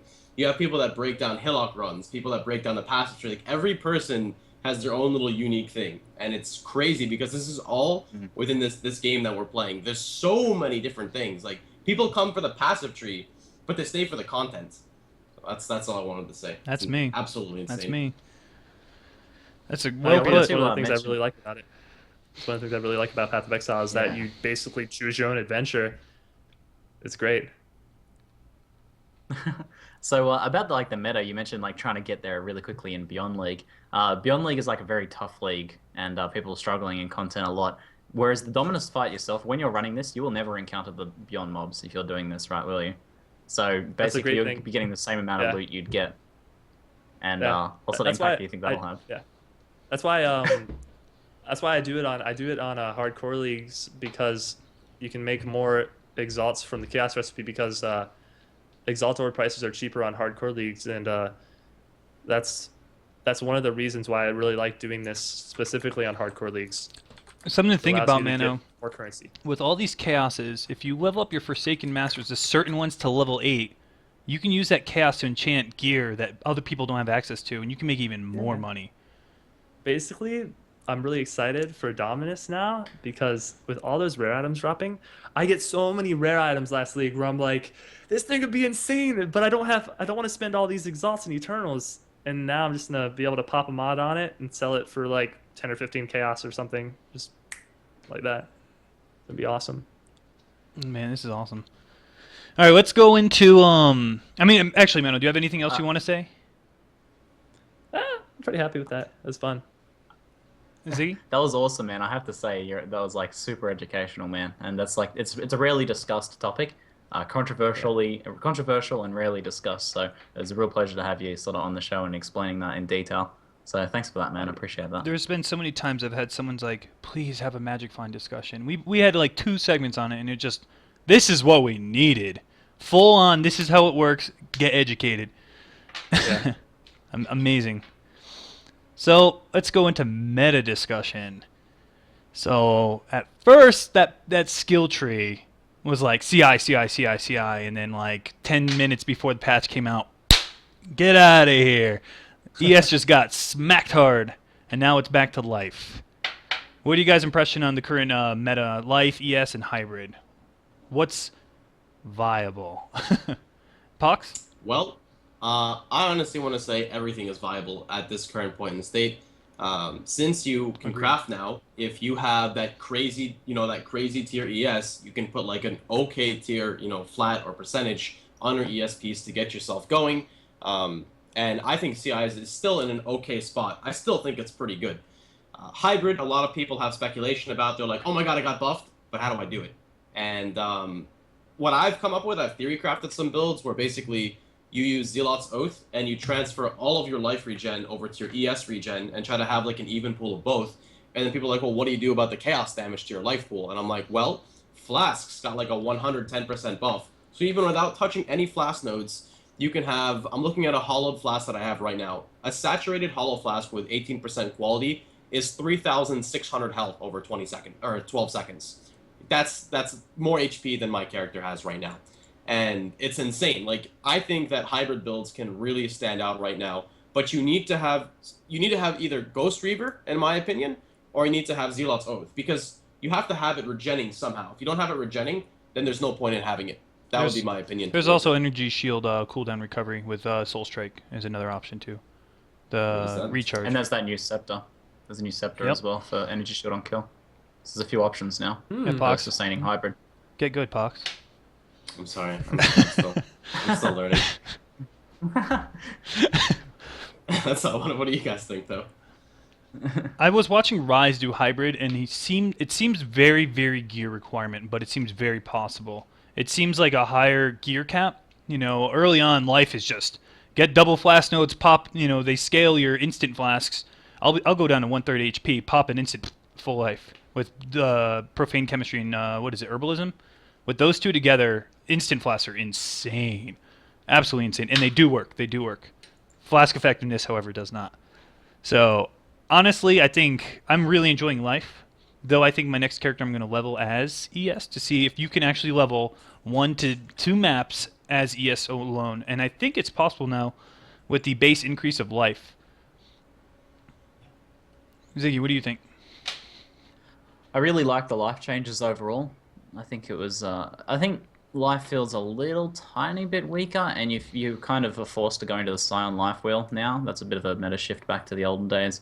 If you really want to be a tanky life-based character, the lower life overall also encourages stacking a bit more mitigation. There's more of that available on the tree, so I like that overall. And then on top of that, as you mentioned, this life flash change. This is like the big life buff.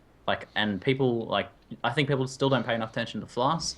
And this is what makes life like really, really sick now. Is this life flask buff?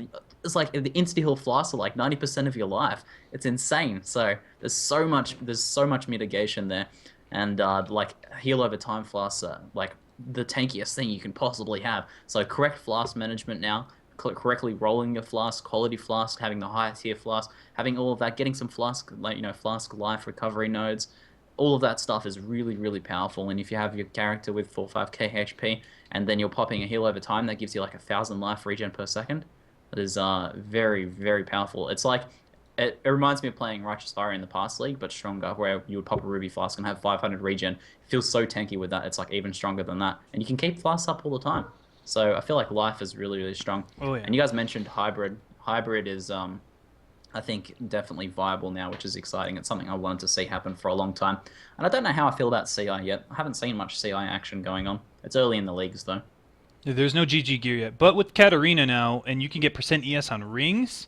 I mean, CI is gonna be a beast. CI tends to be the super strong physical build near the mid to end tier once the gear is available, and I expect it to dominate again. Even despite the smack in the beginning, I hate to admit it, but I think it was warranted by GGG. I think that ES is going to wreck. It will seriously wreck. But life is just as good. I don't know, just flasks. Flasks are like the most insane thing now with the buff and then the 2 flask wheels.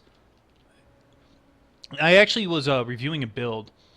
If you get the mana regen the mana flask, there's 3 mana flask nodes and the 2 life flask nodes.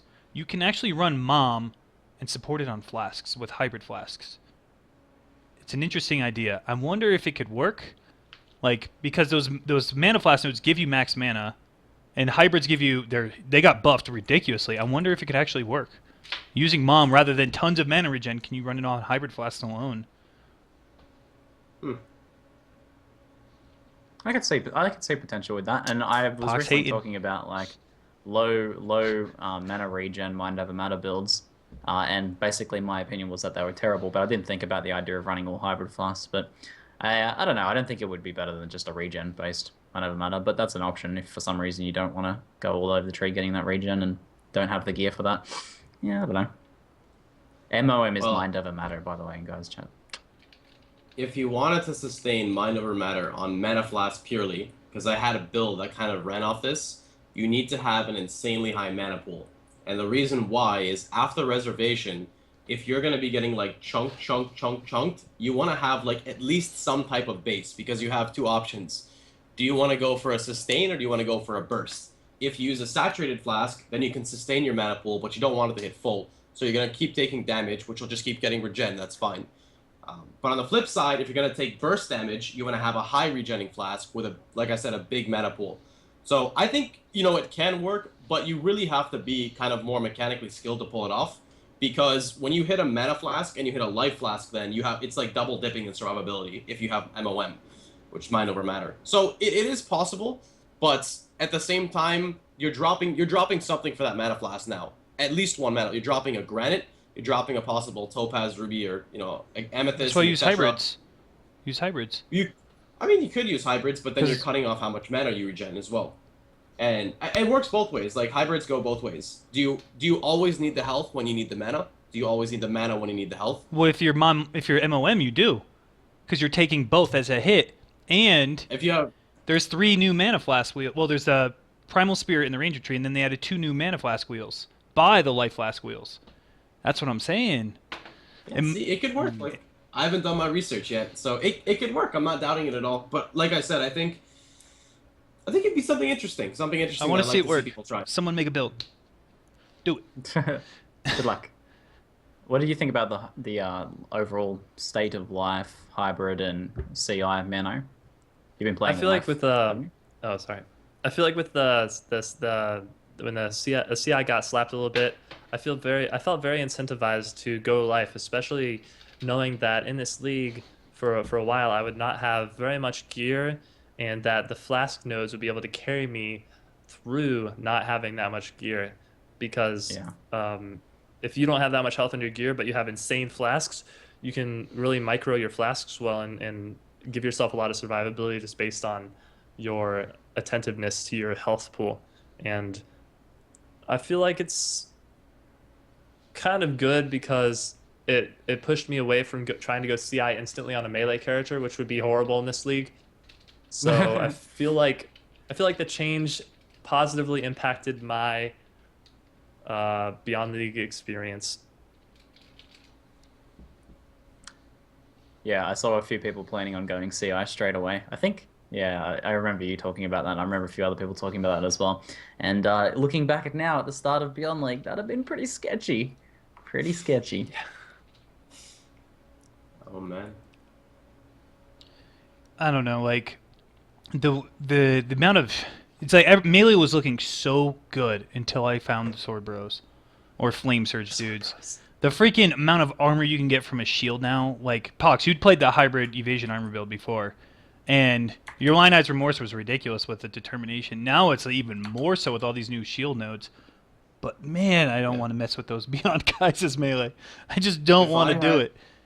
if I had to play a melee in Beyond, not to deviate too much off topic, I would most definitely play a Cycloner. A Cycloner picking up the going to Marauder side, trying to be really tanky, using like I said, the +1 max fire res, which put you at 76, with a Ruby, which would be 86% fire res, and then chaining flasks. You could hit even without a shield, you can hit like 18k armor as a Cycloner, which is not too difficult. So that's 18k armor. You can have Blood Rage for sustaining, assuming you have good Chaos Res. You'll pretty much out Life Leech majority of things with that armor value. You can get 5 Endurance charges. You should be able to just face tank the Flame Surge with 86% Fire Res with Life Gain on hit, Life Leech, plus innate Life Regen. And you won't auto spawn things too fast because Cyclone can only hit 8 targets at once. Now, on the flip side, this does require a minor set of gear to get it scaling. You can't just go in and Cyclone with 500 HP and expect not to die. But I think if I had to pick something, that would be what I was gonna play, or Ground Slam. Those seem like very safe picks if you know what to do with them. So there are options out there, and I'm sure Pox could pull it off because he's done Shockwave Totem with Haku quests over and over successfully. How, I don't know. No rocks. No rocks.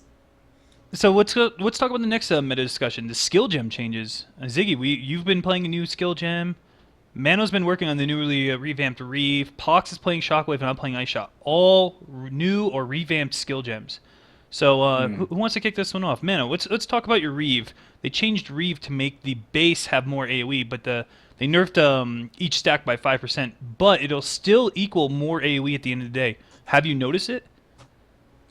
The thing I like about the change is the fact that typically what would happen to me is I would be a little bit out of sync with the client to the point where I would almost be hitting the mob with my initial Reeve, but just wouldn't be there. And this has helped that issue to a degree, and I think it made my Reeve experience a little bit more enjoyable. But there's always Vol Reeve, just 16 stack it and just all day. So I like it. I don't mind the change.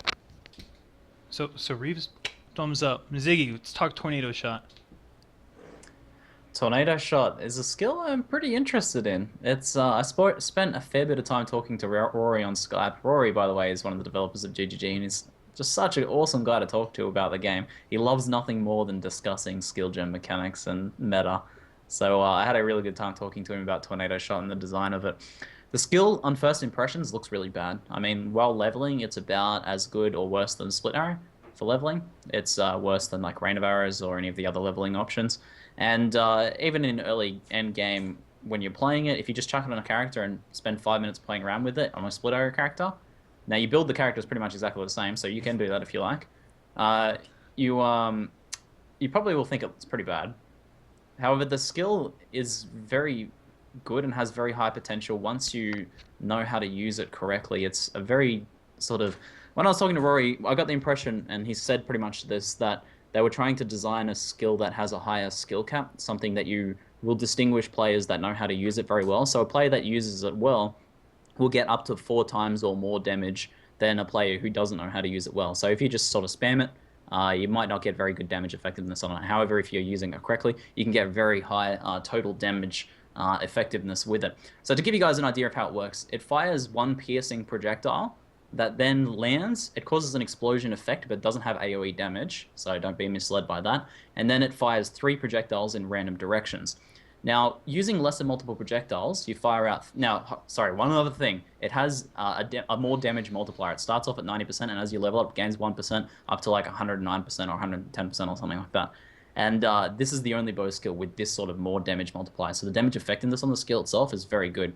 So now on top of that, using less than multiple projectiles, you actually have more single target damage than you do without less multiple projectiles on this skill. Because what happens is the middle projectile will pierce. If you aim just behind the mob, the exact aim depends exactly on how far away you are from the mob. So you got to learn the sweet spot, so to speak.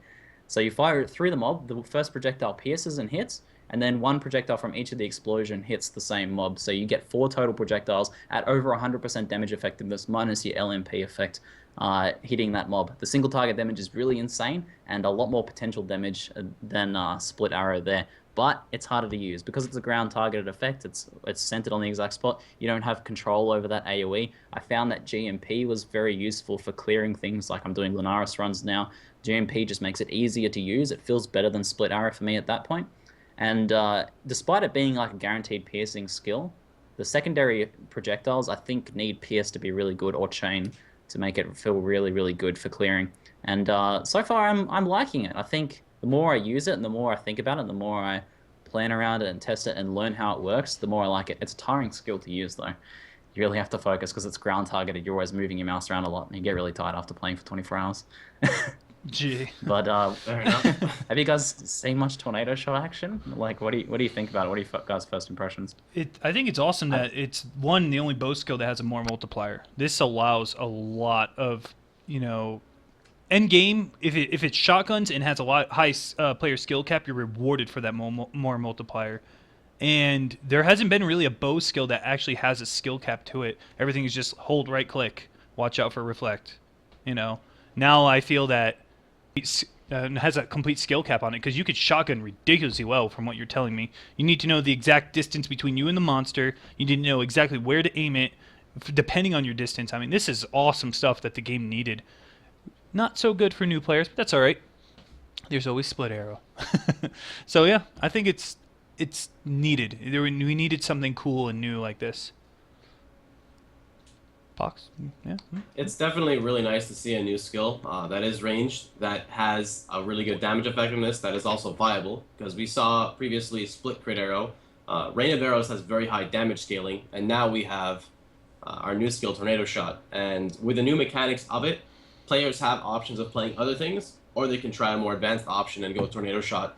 And from what I've seen in parties and what Ziggy said, it seems like a very viable option, and I'm very glad to see some variations coming in with bow users. What about you, Mano? I don't like bows. I think that if you're a man, you won't use a bow. So that's my opinion. Damn it, Mano. Sick burn. Fair enough. Wow. That's fair enough. Wow. Shots fired. Oh, so good. Well, I guess we're not men, Ziggy. I'm down with that, man. I have the bow appreciation, but I can understand your point of view on that one. I'm definitely less manly for using a bow, but I don't care because I'm still alive. Ha! I'm still alive. I died. All right, so I'm playing Ice Shot right now, which received the most massive buff. Currently, my character is at somewhat of a brick wall because I cannot stand infract him. Despite its buff, that cannot leech is huge. I underestimated that cannot leech, so really I need to replace my bow. The damage output is insane.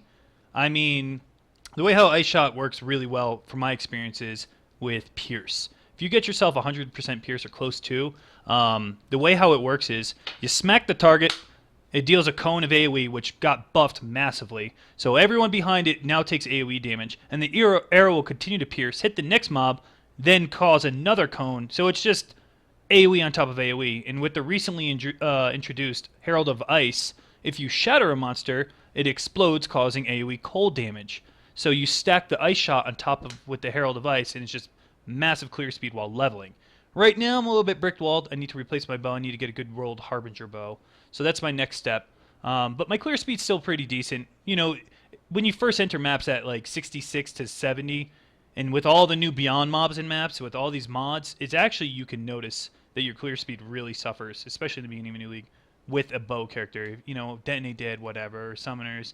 Spells, they level with you, but bows, I need to craft that nice bow still. It also got a 20% damage effectiveness added onto it. It was 100 before, now it's 120, and it's just solid. I'm loving it. Pierce is definitely a good option. My only problem is I'm terrified of Reflect.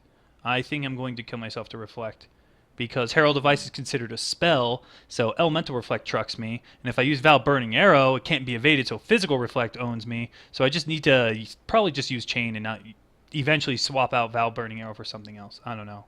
Have you considered using Herald of Ash instead? Like, I know it's not thematic and everything, and you're not getting that extra ice damage, but you're doing very high fizz damage. You're doing very high damage overall. Right. The overkill will be high, and there's no reflect issue with Herald of Ash because it's burn. I was thinking about it. Hatred is a 60% multiplier, and it gives you, what, up to 30%, or is it more than 30%? 40-something% extra damage? I don't remember the exact check. numbers. Right now for you. If Hatred I- at level 18 is 35%. Okay, so it's 35%. Herald of Ash is 15% always, but it increases overkill damage. And then Herald of Ice is just flat cold damage. If I use Herald of Ice and Ash, that's 50%, as opposed to Hatred is 60. Would I get more DPS of the two Heralds than I would Hatred? I'm trying to debate that in my head right now. It would really depend on my WED, obviously, but I think I might be able to manage that. That way I could save 10%, not use a Hatred, and just go Grace and double Herald. I was debating that in my head. I don't know. Something to think about, because in an attack build, you could run double Herald if you're shattering. If you're running crit with like Reeve, you could run both Herald of Ice and Ash. I don't know. All right, Pox. Enough of my dumb eye shot build. Let's talk about your amazing Shockwave build. Well, for players who didn't know, Shockwave Totem, like stated at the beginning of the podcast, is a very underused skill. You really don't see it much for obvious reasons of it annoys people in parties, but there's ways of remedying that. But in this patch, it now received, previously it did not scale off spell damage, and it pretty much was only able to be scaled from physical damage and just percent damage in general. Since it scales with spell damage now as well, you can actually level with the skill if you use like wands for spell damage or an ES shield for spell damage. And it's so budget based, it's so crazy because I'm using a weapon right now, all it has is 47% spell damage and 16% casting speed. I'm level 80 and I'm still using it. You literally like don't need anything for the build to go. And the clear speed and the damage is just insane. It's so crazy. You can literally just go through. And for the Beyond League, it's, oh my god, it's ridiculous because you have everything that spawns with haste, and it spawns with haste, and I'm just like, all right, totem up, temporal chains, and they can't get to the totem because they just get knocked back with temporal chains, and it's so cool. And you also have options of going crit if you want to. So there's like more advanced versions with crit. My build is more of just like a budget build to get players started, but it works perfectly fine. And of course, you guys know, pretty much anything can transition to crit, and it'll scale to even crazier heights. Now, when it comes to party play, though, I know a lot of people hate it because players who don't really know how to use Shockwave Totem, or players that don't have a very high damage with Shockwave Totem, just knock mobs around, they desync, no one can hit the mobs, no one knows where the mobs are, and it gets very inconsistent, and it's not fun to party with.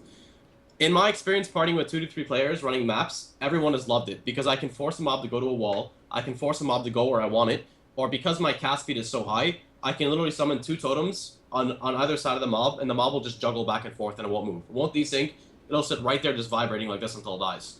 And there's just so much you can do with it. I can pull out an exile out of a pack of mobs, and yeah, I can pull out an exile from a pack of mobs. Sorry. I can pull out a Necro from a pack of mobs. There's just so much I can do with the build. I can push something away that I don't want. I can separate. I can hit almost the entire screen now once I pick up the rest of my AoE nodes. It's just so cool, and it scales so well off gem levels. I'm using a 4-link and just going through clearing. When I get my 5-link, I'll be at maybe like 11k, 12k DPS with Conk Effect. It's so cool the way it's scaling. So I'm really excited for it. That's pretty much all I have to say about it.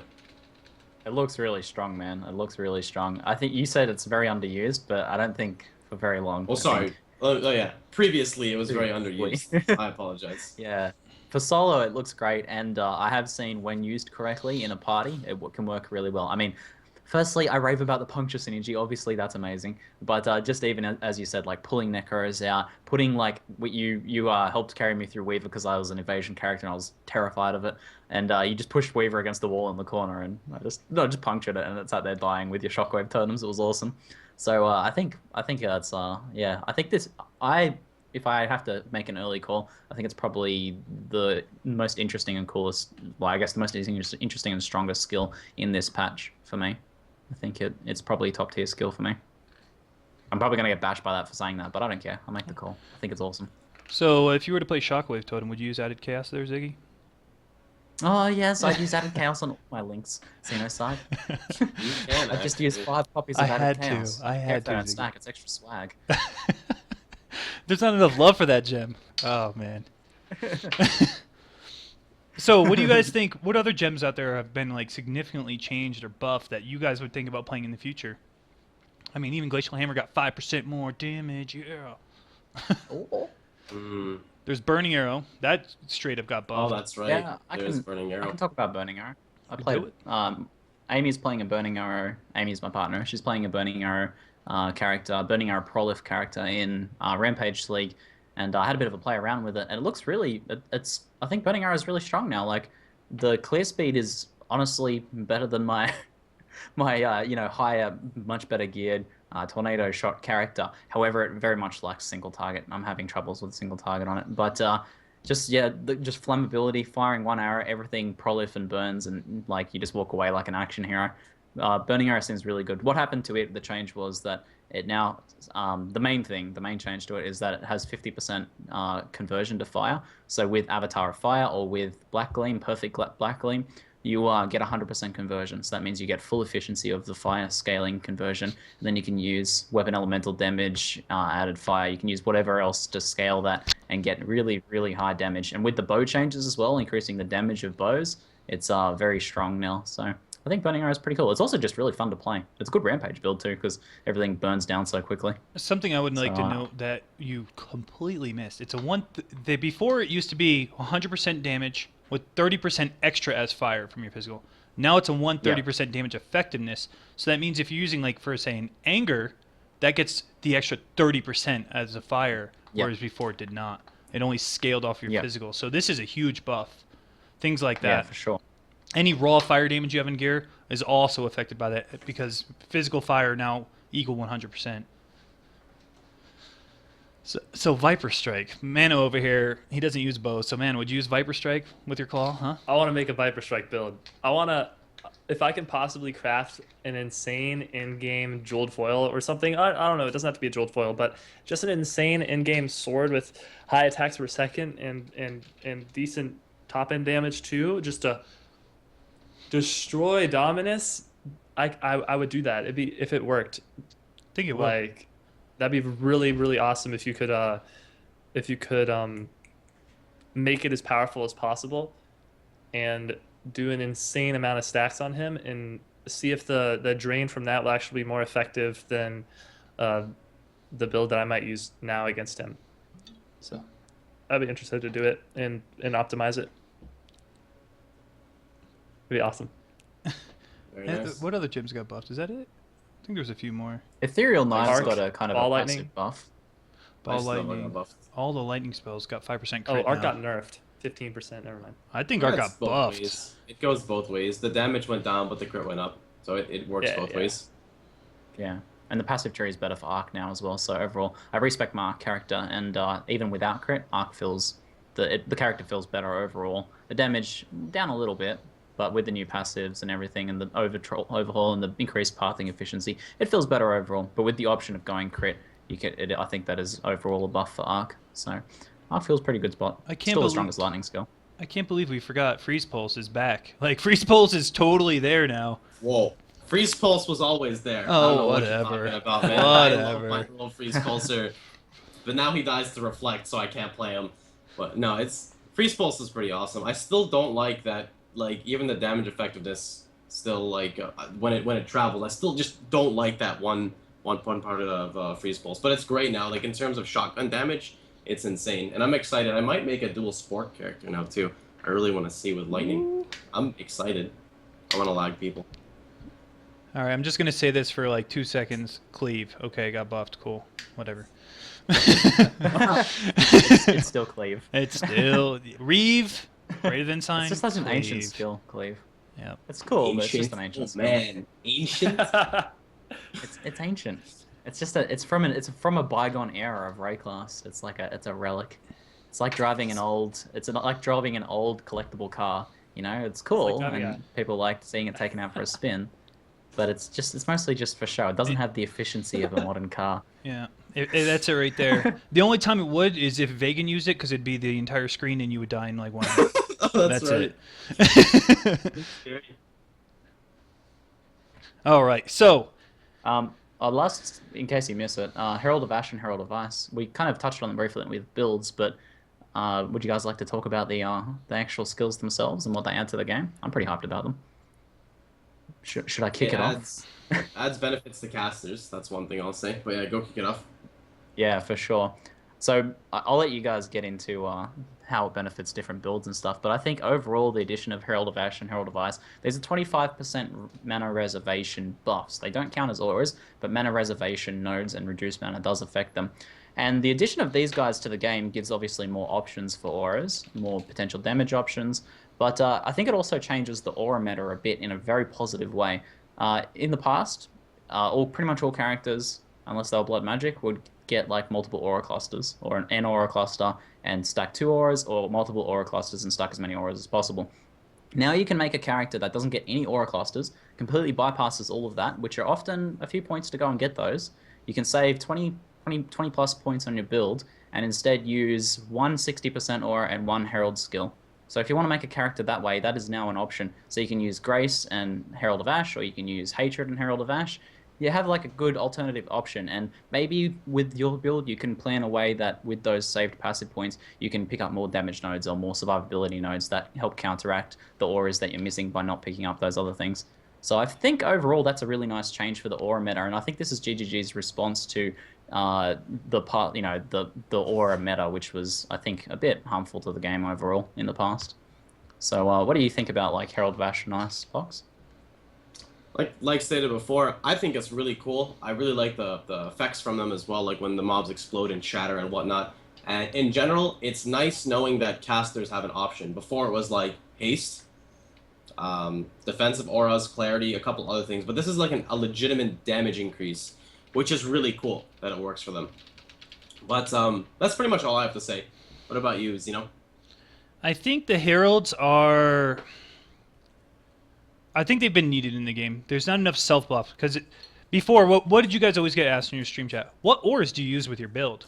Now people are like, what's that cool new self-buff? You know, what's that new thing? And I think that it's nice to run maybe one, maybe even 2 auras with a Herald. And like, Heralds are just so good. They really are. Herald of Ash, you know, that's 15% free damage. It's a 15% extra damage off of your physical, correct? And then the overkill damage, people are saying use LA Prolif, but then it increases your mana reservation. But you can also link blind, stun, things that have 0 mana multipliers to them if you have the extra slot available. So that way, you know, you kill one mob, Herald of Ash, stun, so now you have extra damage, overkill damage, and now they're all stunned. That's pretty cool. And there's a lot more stun type nodes on the tree now, especially for bowers. I think it's pretty interesting. I don't know. It's different.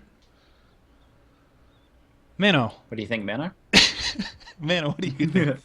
Simultaneous Hey, kind of what's stuff. up? I can't stop laughing, dude.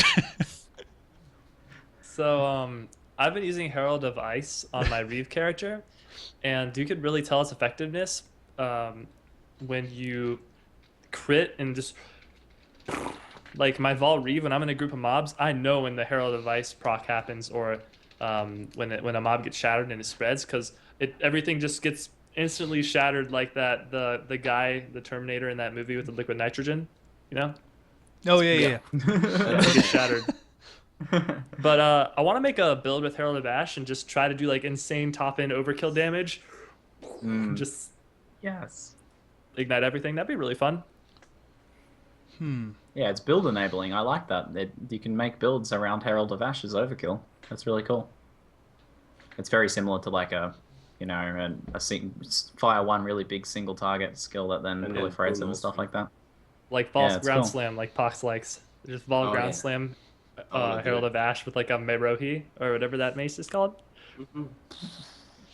Someone brought up an interesting point just now. If you use 3 dragons with Herald of Ash, could that essentially shock everything? I don't know about that, because it says specifically ignite.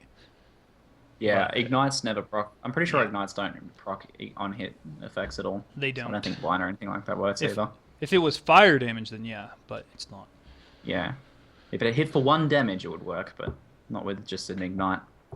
Why do you guys think there is no Herald of Storm? My theory is that they would. I can't think of any mechanic they could use for the Nova. Like if it was something that shock stacked enemies, that would be too OP. That would be too OP a way of spreading shock stacks. It's a guaranteed shock stack.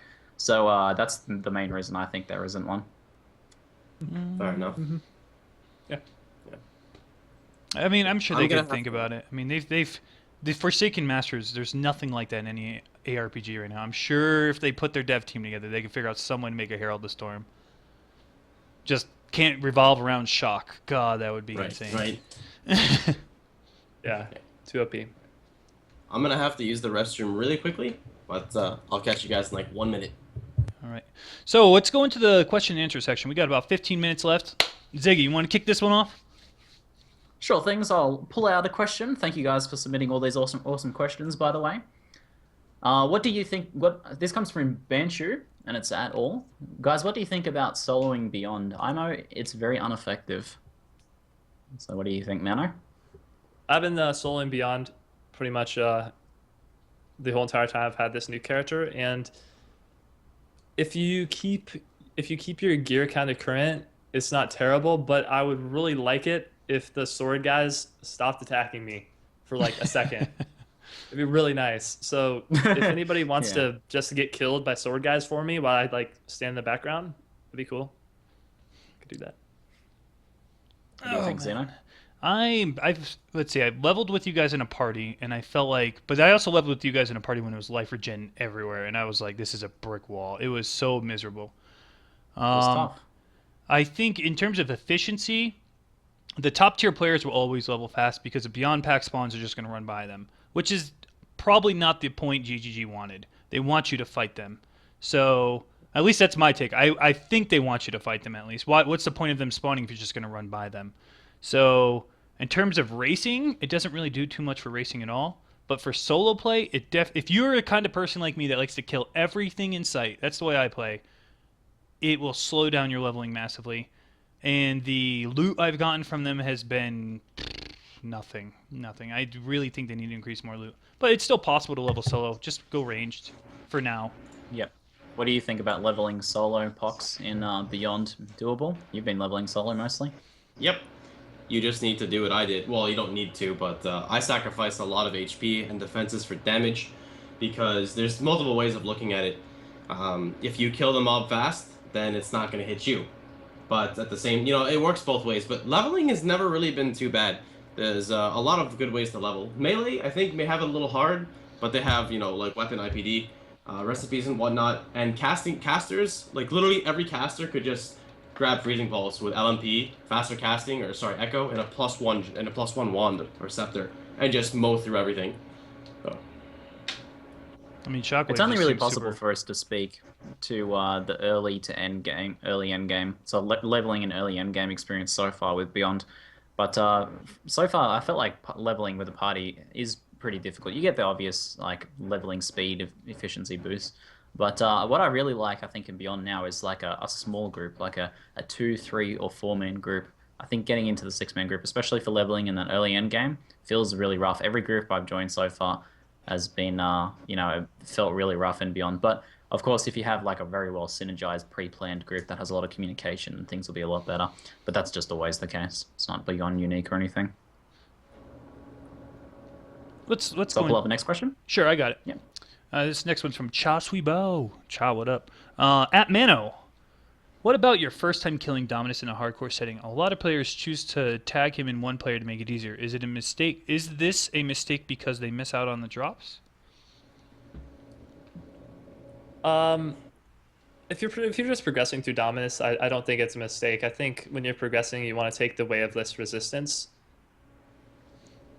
But never in for sure. never in MFing. Not even your first If go around. If you're really confident and you really want to get the extra loot, you can do the first player phase, 1 player health, and then pull everybody out right before the second phase, and then tag it. No, you don't have to pull everybody out. You can keep everybody in for the second phase after you tag the first phase 1 player health, and then you can extract all the loot from the second phase if you want to. Yeah. But if I'm just That's a good progressing, option. I'm not going to bother doing that. I'm just going to murder him.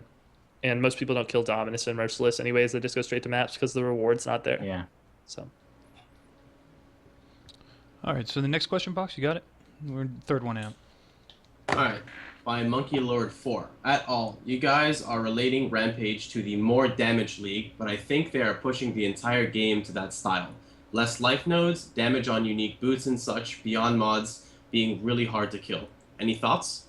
Well, I would kind of agree with that in a way. You can, like, some uniques have more benefits now with percentage life, like Belly and the Beast, Wrathpith Globe, and a couple other things do boost you up more. And personally, from what I've noticed on the tree, in this, with this big expansion, I think that there is more damage on the tree, and I think they are leaning more towards the more damage league and less tankiness league. So I like that style. I'm a fan of that style. But there are still ways to go like crazy tanky. Like that is still there. With this passive tree change, remember we're only a little bit into the game right now after this expansion. There's still so many builds that have not been uncovered yet. So many new skill gems to work around. Oh, yeah. So we're just like a fraction right there. We're like one color in the crayon box. But what do you think, Zeno? What do you think, Zeno? All right, so Hedgie kind of predicted this. He said that it's been Invasion was just go pure tanky. He'd like to see a league that was DPS enabled. Like DPS is centered around it. You said so yourself, Pox. You dropped life for more damage. It seems they're headed down that route. Even in Rampage, obviously it's a damage league. Even in Beyond, these guys may truck, but you're like, I need to kill them before they kill me. That's the attitude I have, because there's times I'm like, I'm running out of flasks, please kill them. So I do feel like DPS they're headed towards that, and I like it. I like that idea. Too many times you're like, yeah, I don't die, but I do nothing. Ziggy, do you have any experiences with that? I think after hearing Pox talk about how he modified his character, I'm in agreement with that, and I felt like I usually in hardcore I would be really going YOLO for that Silent Life Wheel. I've touched the first bit of the Silent Life Wheel, the really efficient bit, and now I'm like, you know what? I actually want more damage. I've got a draw neck. I'm gonna pick up that PS cluster. You know what? I actually want those crit clusters first because you really want to kill those like hasted degen guys before they cause a problem. The longer that fight goes with them, the more your flasks run out and the worse it gets, and you have to zone out or log out. So you really, like if I can one-shot those guys with puncture, then that becomes so much easier. Even if I have to sacrifice like 1,000 life to do that, I'll do that. So I'm on board with that. It's a good point. So although Rampage is obviously promoting the idea of high DPS, so is Beyond. I think so. I think Beyond is too. All right. I'll pull up the next question. We have, as in decide, I think we already covered Freezing Pulse, so I'll move on to the next one. After all the changes and features added to the game, you overlevel content quick if you are doing every quest in Corrupted Zone. Should GGG rework the level patterns for the zones? What do you think, Mano? This is asked by Ekmek, by the way. Sorry. Sorry, yes. Should they rework the level patterns for the zones? I think level progression is fine right now. I just really look forward to the Act 4 and the potential removal of a difficulty if they could do that. Right there, baby. But for now, I feel like we'll just have to live with the current system, and I don't feel like it's that bad. With the removal of Cruel, the game will feel a lot more refreshing because you're excited. Your first playthrough, you're excited to go through Cruel. Your second, third playthrough, you're like, please, I just want to be in Merciless again. Like normal, no big deal. No big deal. But Merciless, it's like, oh, I just don't like Cruel. I want it gone. Especially when you get to that like level 45 to 52 where your gear is just not good anymore and you're about to enter Merciless. That is the worst feeling. So I'm totally cool with Mano on that one. All right, Well, next. Oh, go ahead, Box. Really quickly, I guess it depends on the type of player that you are. If you're newer to the game and you don't know like the proper, not the proper, but like you're completing everything, then yeah, you'll be a bit overleveled. I don't think you should be too overleveled though, unless you're literally going out of your way to kill like every single mob for the zone achievements. But hitting Merciless, I can't see that you're gonna be like super overleveled.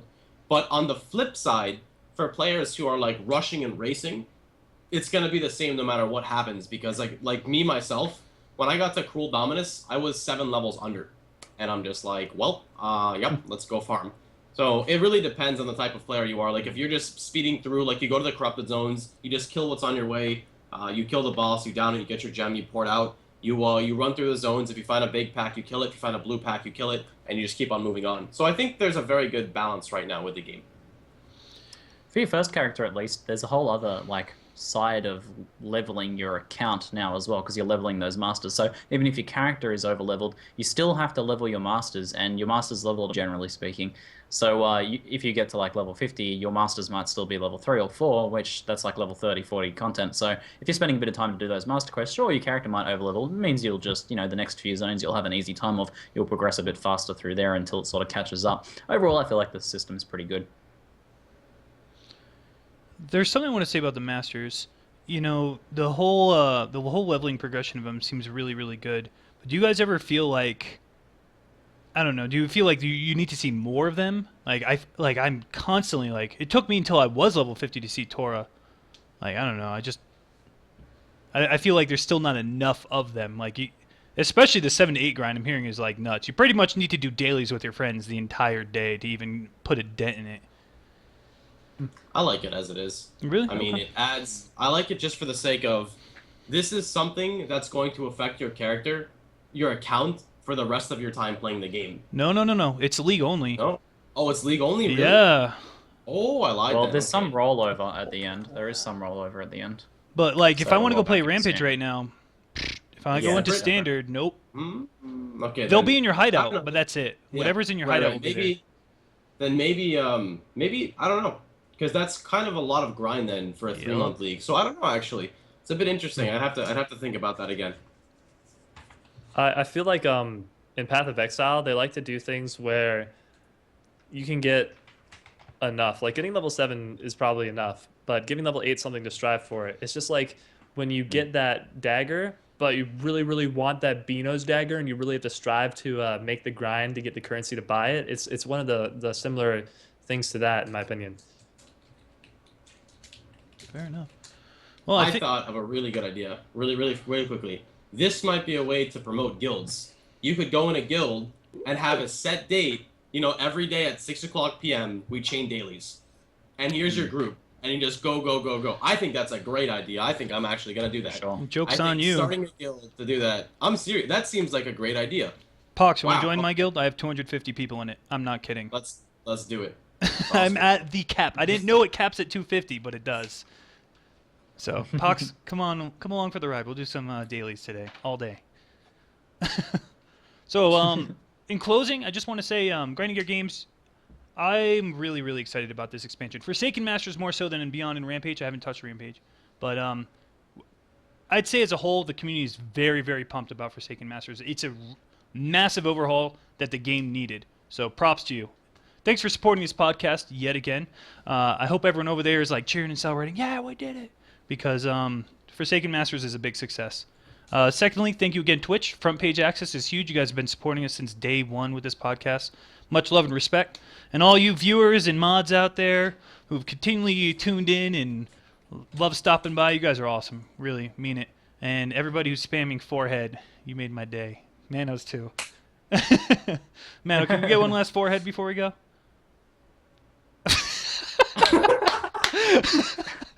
Oh, all right, everybody, hang tight. We're going to be coming right back with some microtransaction giveaways and a song requested by Manocean himself. So hang tight. Thanks, everyone, for tuning in again. It's a pleasure, guys. A lot of fun.